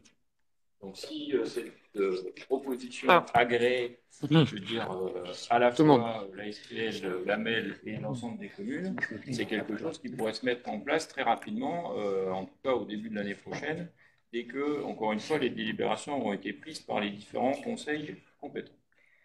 Alors, comme la SPL est toujours un peu en avance, par en tant que DG de la SPL, cette structure, elle existe. Hein. Ça s'appelle le COTEC. Elle se réunit, régulièrement, mais par contre, ce qu'il faut, c'est l'améliorer. Et surtout, moi, je parle d'un comité technique dans lequel viennent les directeurs généraux des services des différentes collectivités, oui. De manière à ce que ça puisse être une instance décisionnelle sur le plan technique, oui. Et que ça puisse être une instance de prédécision politique en relation avec les élus. Parce que l'écotech, c'est très bien, sauf que si c'est pour que chaque service ensuite retourne vers sa collectivité en disant bah, « je vais en parler, on va voir, etc. » Je suis d'accord. Au-delà des problématiques de transversalité qu'on connaît bien dans nos organisations, et je suis bien placé pour en parler, voilà, c'est à ce niveau-là que ça se situe, parce que encore une fois, il va falloir s'inscrire dans le long terme. et en même temps en étant extrêmement pratico-pratique, je dirais, au fil du temps. Donc, voilà. On va laisser la parole à Visio. Oui, alors je vous donne. C'est qui alors, madame? Carole qui veut prendre la parole. De l'Anversa. De Carole, quel... vous avez votre micro ouvert, on vous écoute. Et là, pour le coup, on ne vous entend pas. Bon, c'est... Carole. Votre micro est fermé, Carole.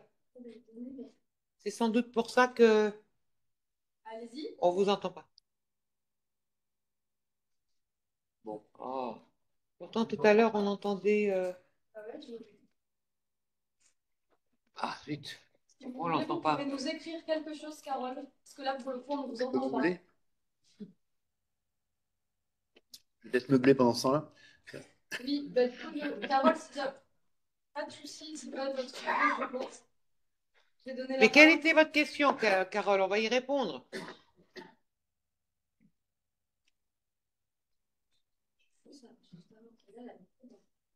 Bon. Moi, j'ajouterais, qu'après, à la fin de l'instant, j'ajouterais, on partage totalement ce qui est dit. Et je vais le dire de façon un peu crue. Actuellement, il y a des dizaines de jeunes, des centaines de jeunes qui, tous les jours, viennent de Lambersart-Saint-André en vélo dans des établissements scolaires et universitaires de Lille et qui se plaignent effectivement parce que le soir, c'est pas éclairé, parce qu'il y a des nids de poules, parce qu'ils se cassent la figure, parce qu'il faut savoir qu'ils taillent des ronces et autres. Donc, vous voyez que Le quotidien, ça apporte. voilà. On ne peut pas parler. Pour qu'un projet soit désirable, il faut qu'il soit déjà.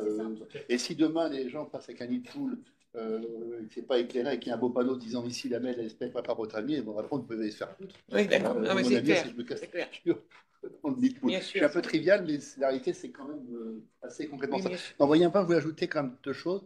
La première, c'est qu'il faut quand même qu'on intègre que les choses avancent bien maintenant. Le futur service express régional métropolitain, le SERM, Oui. qu'on va donc défoncer le parc Matisse pendant quelques années pour faire une gare souterraine à moins 50 mètres. Hein, et on avance plutôt bien. On était d'ailleurs avant-hier soir à la Maison des Mobilités là, pour une réunion avec les habitants. Il y avait une soixantaine de personnes qui étaient là d'ailleurs. Et voilà, on verra bien les financements, mais donc ça va quand même impacter assez fortement les choses. Et la deuxième chose, c'est que je pense qu'il faut en parallèle, alors pour le coup, le extra-mobile, ce qu'on appelle comme ça maintenant, ex-tramway, et puis le SERM, doit nous amener à gérer ce que j'appellerais un très grand plan de déplacement transitoire. Parce que finalement, quand on regarde bien ce secteur-là, c'est à Lille, en fait, la nature ayant toujours eu rendu vide. Quand on a supprimé les zones non édificantes autour de Lille, on a mis un périphérique au sud. Ça nous a permis d'accueillir un TGV à l'est et puis de faire le quartier à Lille. Quand on a supprimé le train ceinture, on a su mettre un métro à la place au sud.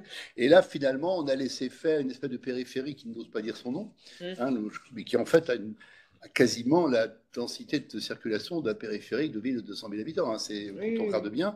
Et quand on regarde les destinations, quand on imagine les destinations, on se rend compte que dans les deux quartiles que sont d'une part le quartile A25, Grand Boulevard, voie rapide urbaine d'une part, il y a des tas de gens qui cherchent à rejoindre l'entonnoir qui se trouve là, et puis il y a ceux qui, dans l'autre quartile, voie rapide, Grand Boulevard, autoroute A1, tentent aussi de repasser par là, ce qui fait que ça sert. Alors chacun après fait son petit trajet en fonction de ses habitudes.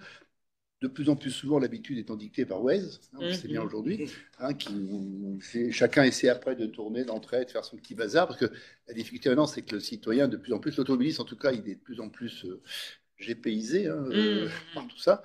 Et je pense qu'il faut qu'on, très en amont, on voit bien pour synchroniser comment on va en fait. Alors, d'une part, on espère bien qu'avec le CERM, et puis donc Extramobile, le tramway en particulier, on va capter du changement modal. C'est quand même le but. Si on met des centaines de millions, voire des milliards pour ce qui est du CERN d'euros dans cette affaire-là, c'est bien pour ça. Mais il va y avoir vraiment un problème de synchronisation. Il faut vraiment qu'on déshabitue l'usage automobile dans ce secteur-là, ce qui prend un peu de temps.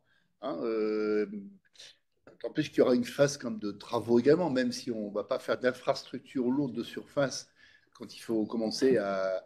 Il va falloir gérer des tas de contraintes liées à l'eau, liées à l'évacuation de l'eau, liées à l'infiltration de l'eau. Enfin, on sait bien toutes ces contraintes-là. On va bien trouver quelques réseaux un peu gênants. On va trouver un réseau d'assainissement qui est là où il ne devrait pas être. Enfin, on aimerait qu'il ne soit pas, du moins. Et donc, je pense que c'est là où il faut, au-delà du projet lui-même sur lequel il faut qu'on continue à rêver, à espérer, il y a un travail très intense. Ça, pour le coup, c'est la MEL qui est le lieu doc, hein, très intense de réflexion sur les inversions, les modifications de flux de circulation. Parce que nous, on le voit bien sur l'île, les décisions structurantes qu'on a prises sur l'aménagement de voirie, et là, actuellement, sur le stationnement payant, qui est un outil le plus puissant qui soit de modification de comportement, le plus puissant qui soit, un quart des voitures sur fibre ont disparu l'année dernière. Un quart. C'est impressionnant. Je rappelle que à la première présentation de Terre, juste pour sourire, Terre avait parlé de l'évaporation des voitures, on s'était dit ils sont malades, bon voilà.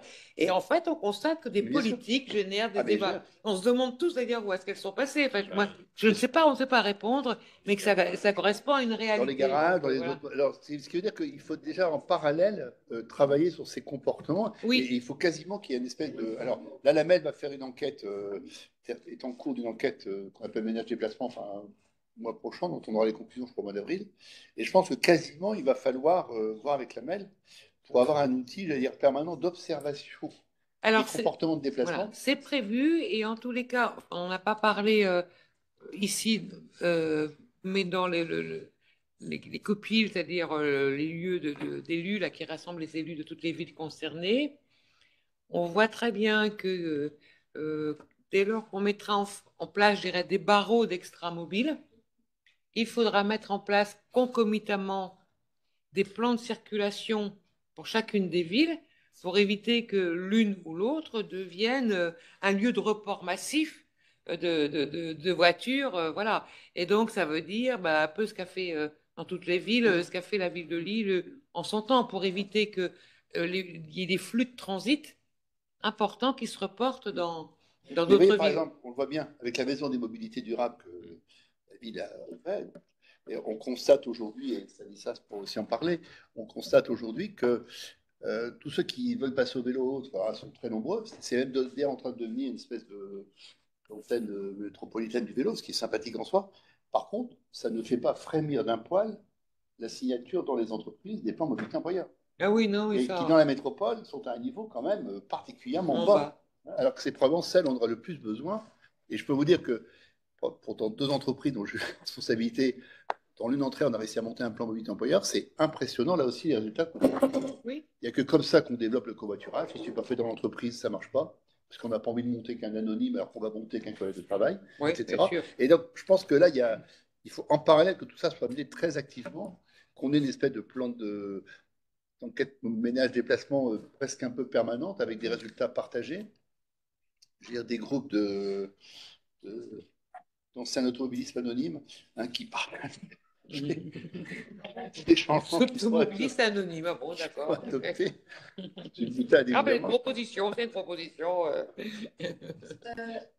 Alors, du coup, Carole a écrit sa question. En fait, ça concerne les évolutions. Enfin, sa question, c'est sur les diapos 39 et 40. Donc, je pense que c'est par rapport à ces plans-là, parce que la slide 40, c'est les actions clés. Mais on pourra répondre à cette question si besoin.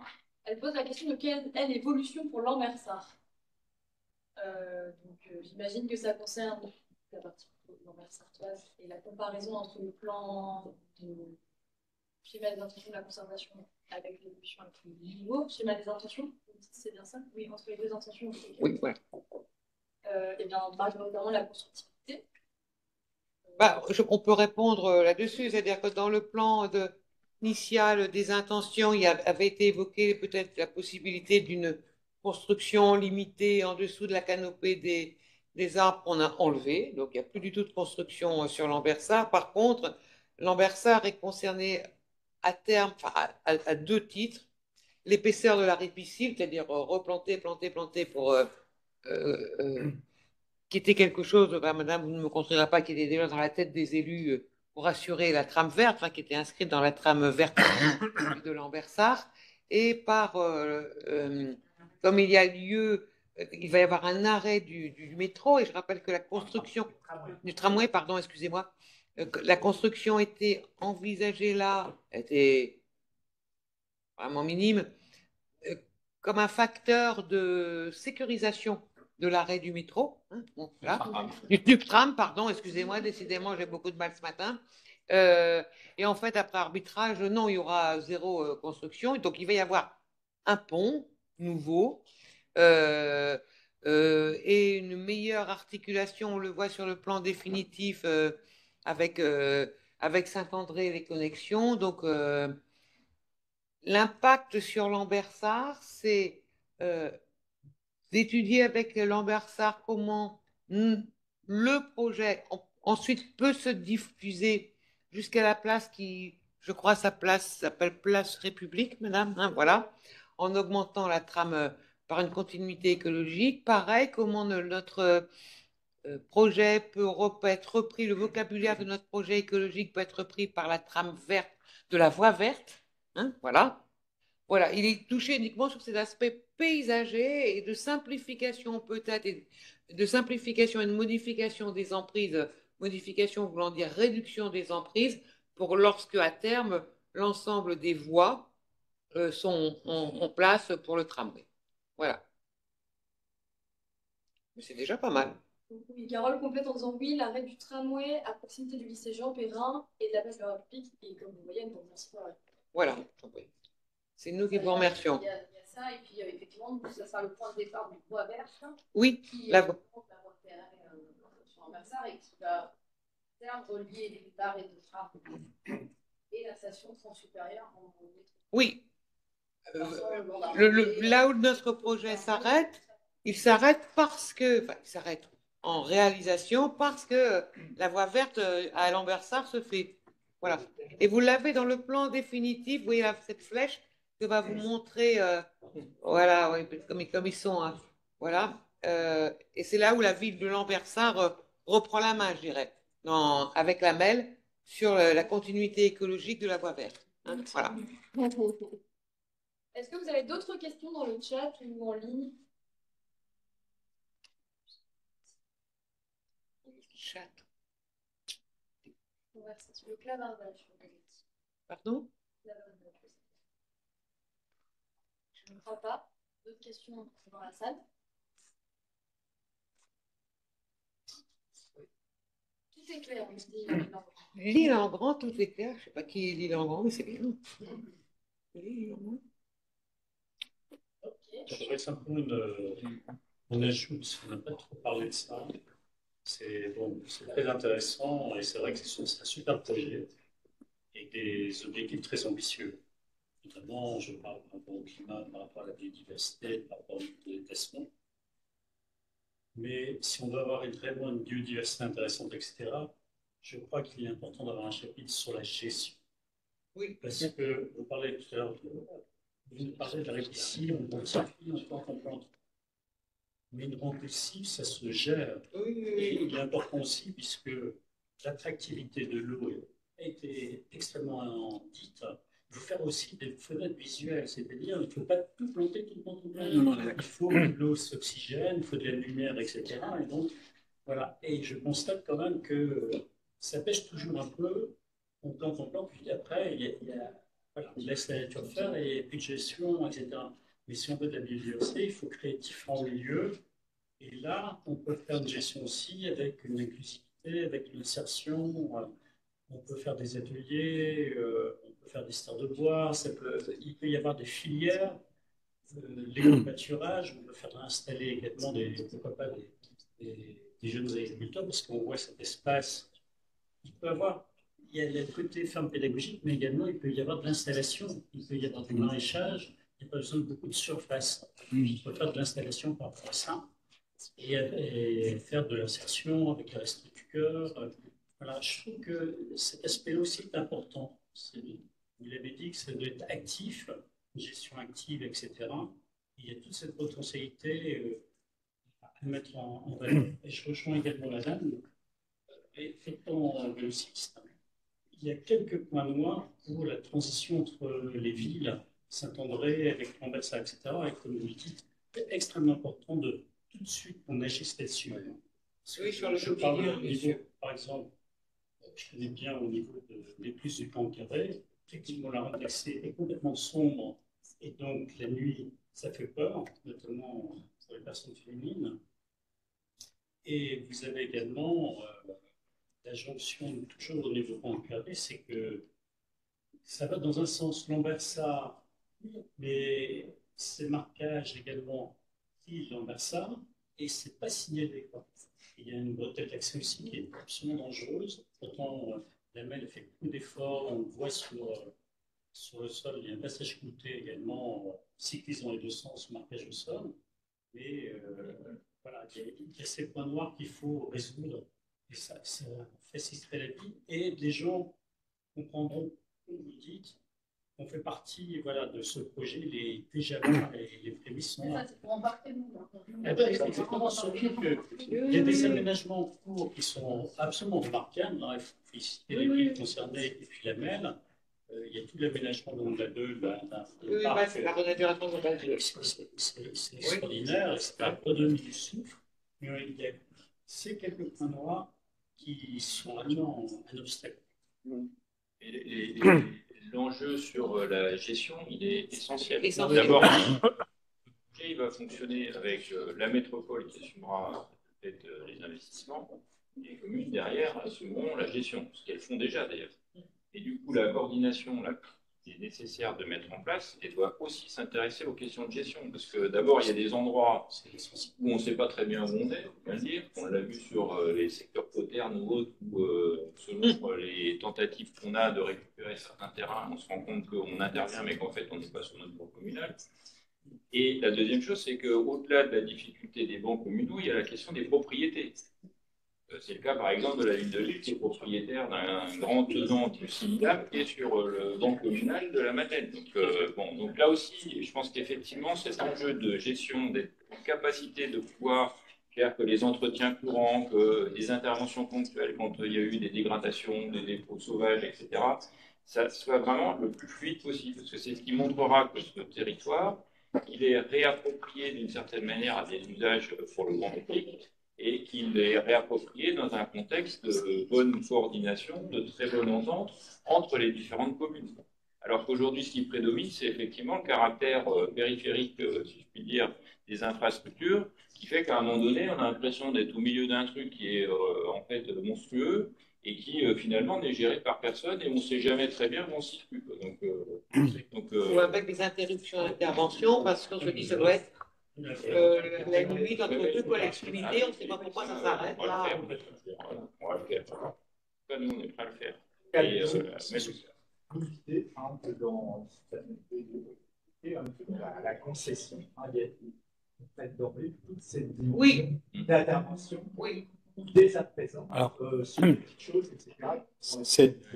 On a beaucoup insisté, mais la métropole sans qu'elle soit là, mais elle est vraiment très réceptive et elle voilà, de ce qu'on appelle la gestion transitoire, hein, c'est-à-dire voilà, pour préfigurer, pour faire des choses, pour que finalement, lorsqu'on fait les travaux de mise en place d'une figure, ils soient presque attendus plutôt que mis à l'index parce qu'ils sont porteurs de désagréments, mais que là, on est déjà fait plein d'actions qui font qu'on prête une attente de la part des métropolitains. On commence à leur donner à croire ce que ça va. Ah oui, absolument. Parce que là, on a déjà parlé juste en petit détail d'éclairage, pas éclairage. Il y a un enjeu sur la biodiversité d'éclairer à certains endroits. Les bords de Dole qui ne sont pas éclairés, c'est l'histoire. On a un vol de câble, c'est pas lié à une volonté délibérée à un moment donné. C'est bien pour la biodiversité, mais par rapport aux mobilités, ça pose d'autres questions. C'est ça qu'il faut qu'on concerte aussi pendant cette phase transitoire, de se dire, ben voilà, comment on le fait pour se traiter, Alors juste pour la gestion, donc c'est un track qui vient d'être engagé, donc on est en conversation avec à la fois les services de la MEL, mais aussi plus essentiellement la ville de Lille, parce qu'aujourd'hui c'est la ville de Lille qui gère le plus grand nombre d'espaces sur ce territoire.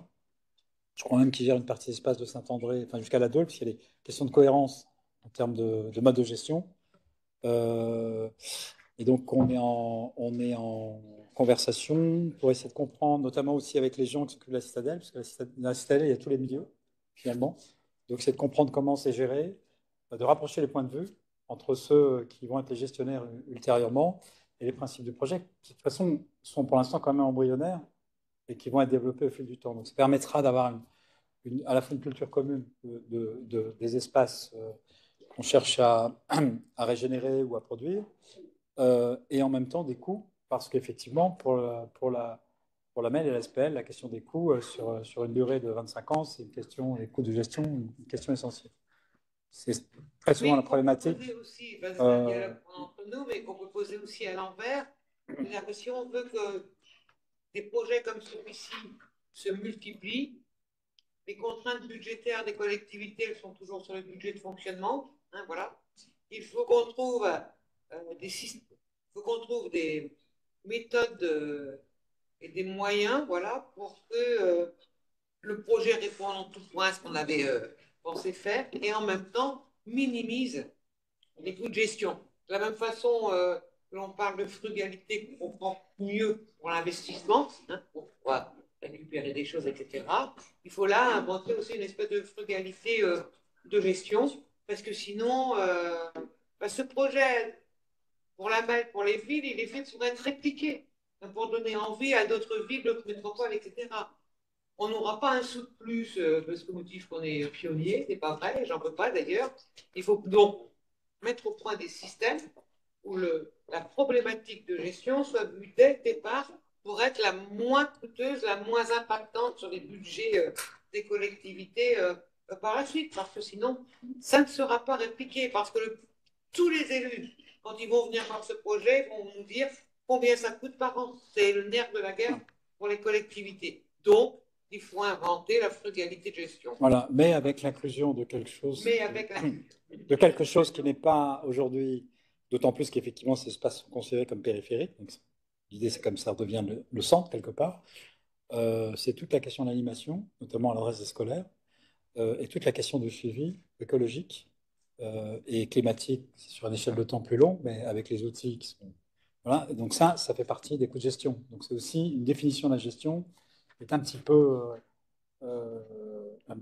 différente que celle qu'on connaît habituellement sur ces espaces considérés comme périphériques. C'est pas que la fosse, la taille, des choses comme ça. Oui. On a terminé avec vos questions. Je ne sais pas si dans le chat, comme tu dis, JP. Alors, JP nous dit plus un détail peut-être trop tôt pour savoir, mais la zone militaire à proximité de la porte de Gand restera-t-elle inaccessible? La suite de la position, c'est des questions avaient été évoquées pour récupérer à minima la partie digitalisée du terrain. Alors, ce qu'on peut en dire, c'est que la ville de Lille, mais il y a des représentants de la ville de Lille, donc voilà, avait déjà bien vu le problème depuis longtemps, est en dialogue permanent, je dirais, avec les militaires, et que fait ses meilleurs efforts pour effectivement pouvoir récupérer une partie de zone humide, hein, d'ailleurs, qu'ils n'ont pas, etc. Je vais peut-être laisser Stanislas Zandier en parler. On a bon espoir quand même. Oui. Bon, même si ça prend du temps avec les militaires. Ouais. Je pense que l'intérêt quand même de la conservation et puis de tout le travail qui a été mené par les militaires sous maîtrise d'ouvrage serait le ravi sur ce projet de ravi à l'âge c'est d'avoir révélé les potentiels existants, vicieux, vicieux qui existent particulièrement dans le secteur aujourd'hui occupé par les armées. Et l'idée, c'est à partir de là, on a un plan pour une concession qui va être un support et un levier de dialogue.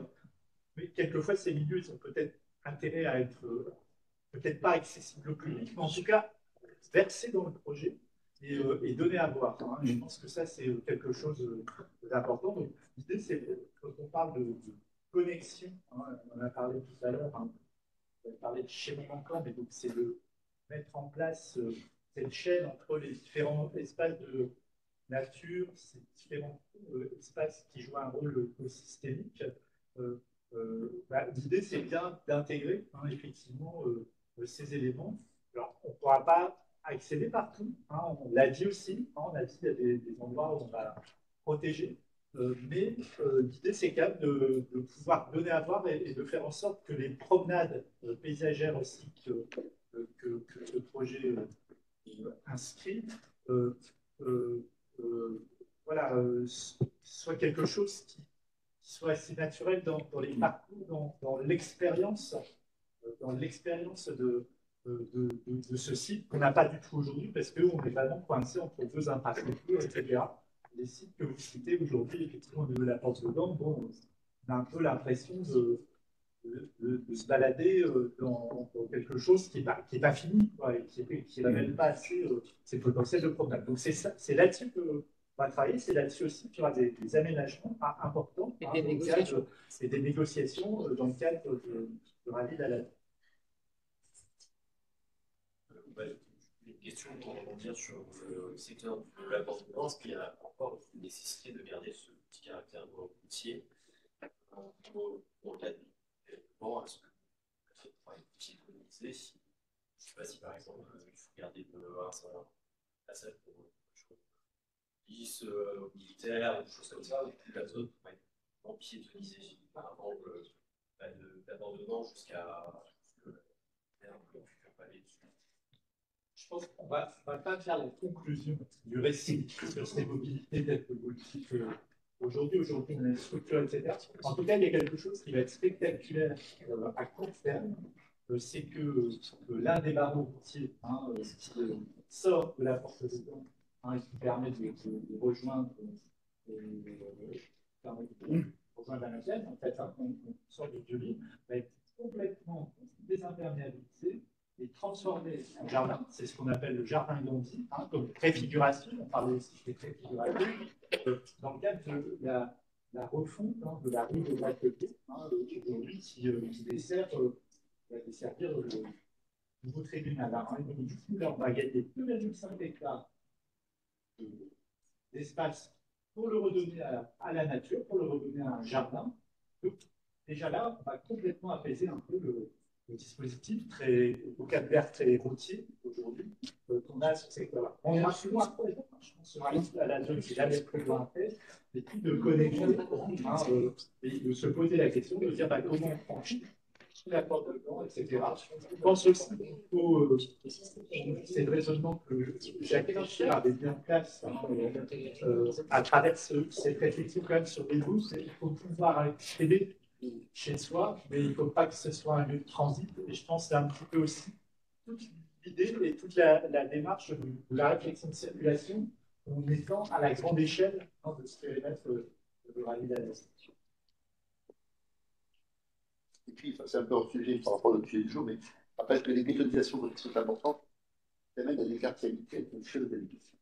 C'est qu'on a réussi à Lille, en politique depuis 30 ans, à garder un lieu de vie habité, même la rue de Gand, piétonnistes de l'été. Dans toutes les autres villes de France, quand les piétonniers dans le secteur ancien, au bout de 15 ans, vous n'avez plus d'habitants, ou à la rigueur, ce qu'on voit en famille, ou alors ce qu'on voit, qu'il y a quand même des communes également qui sont à la fin, où le père, c'est tout. Entre du Airbnb,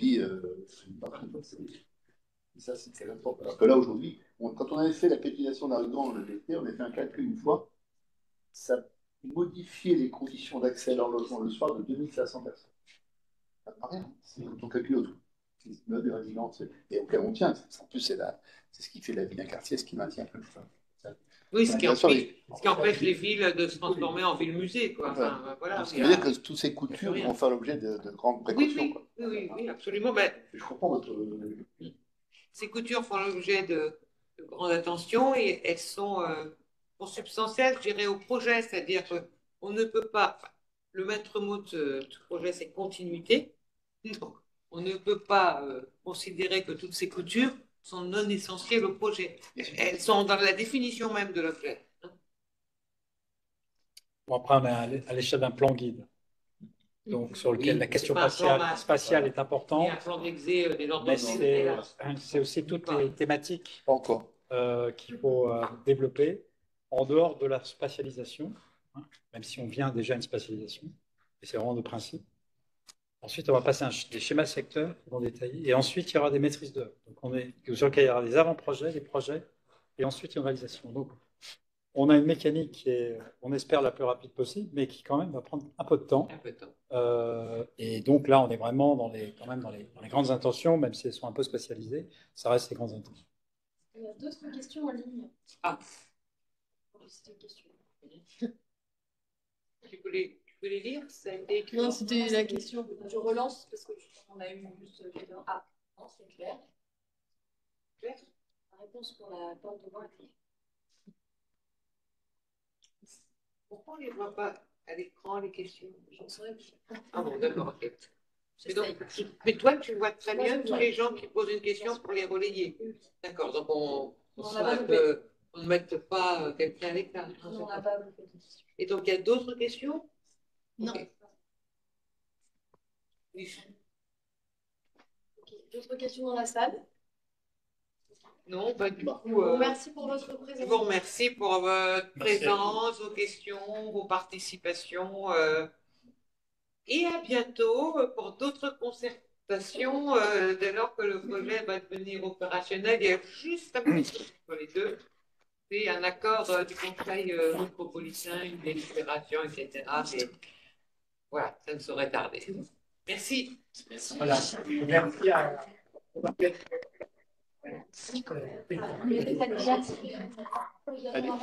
La cigarette, elle va être bonne. Merci.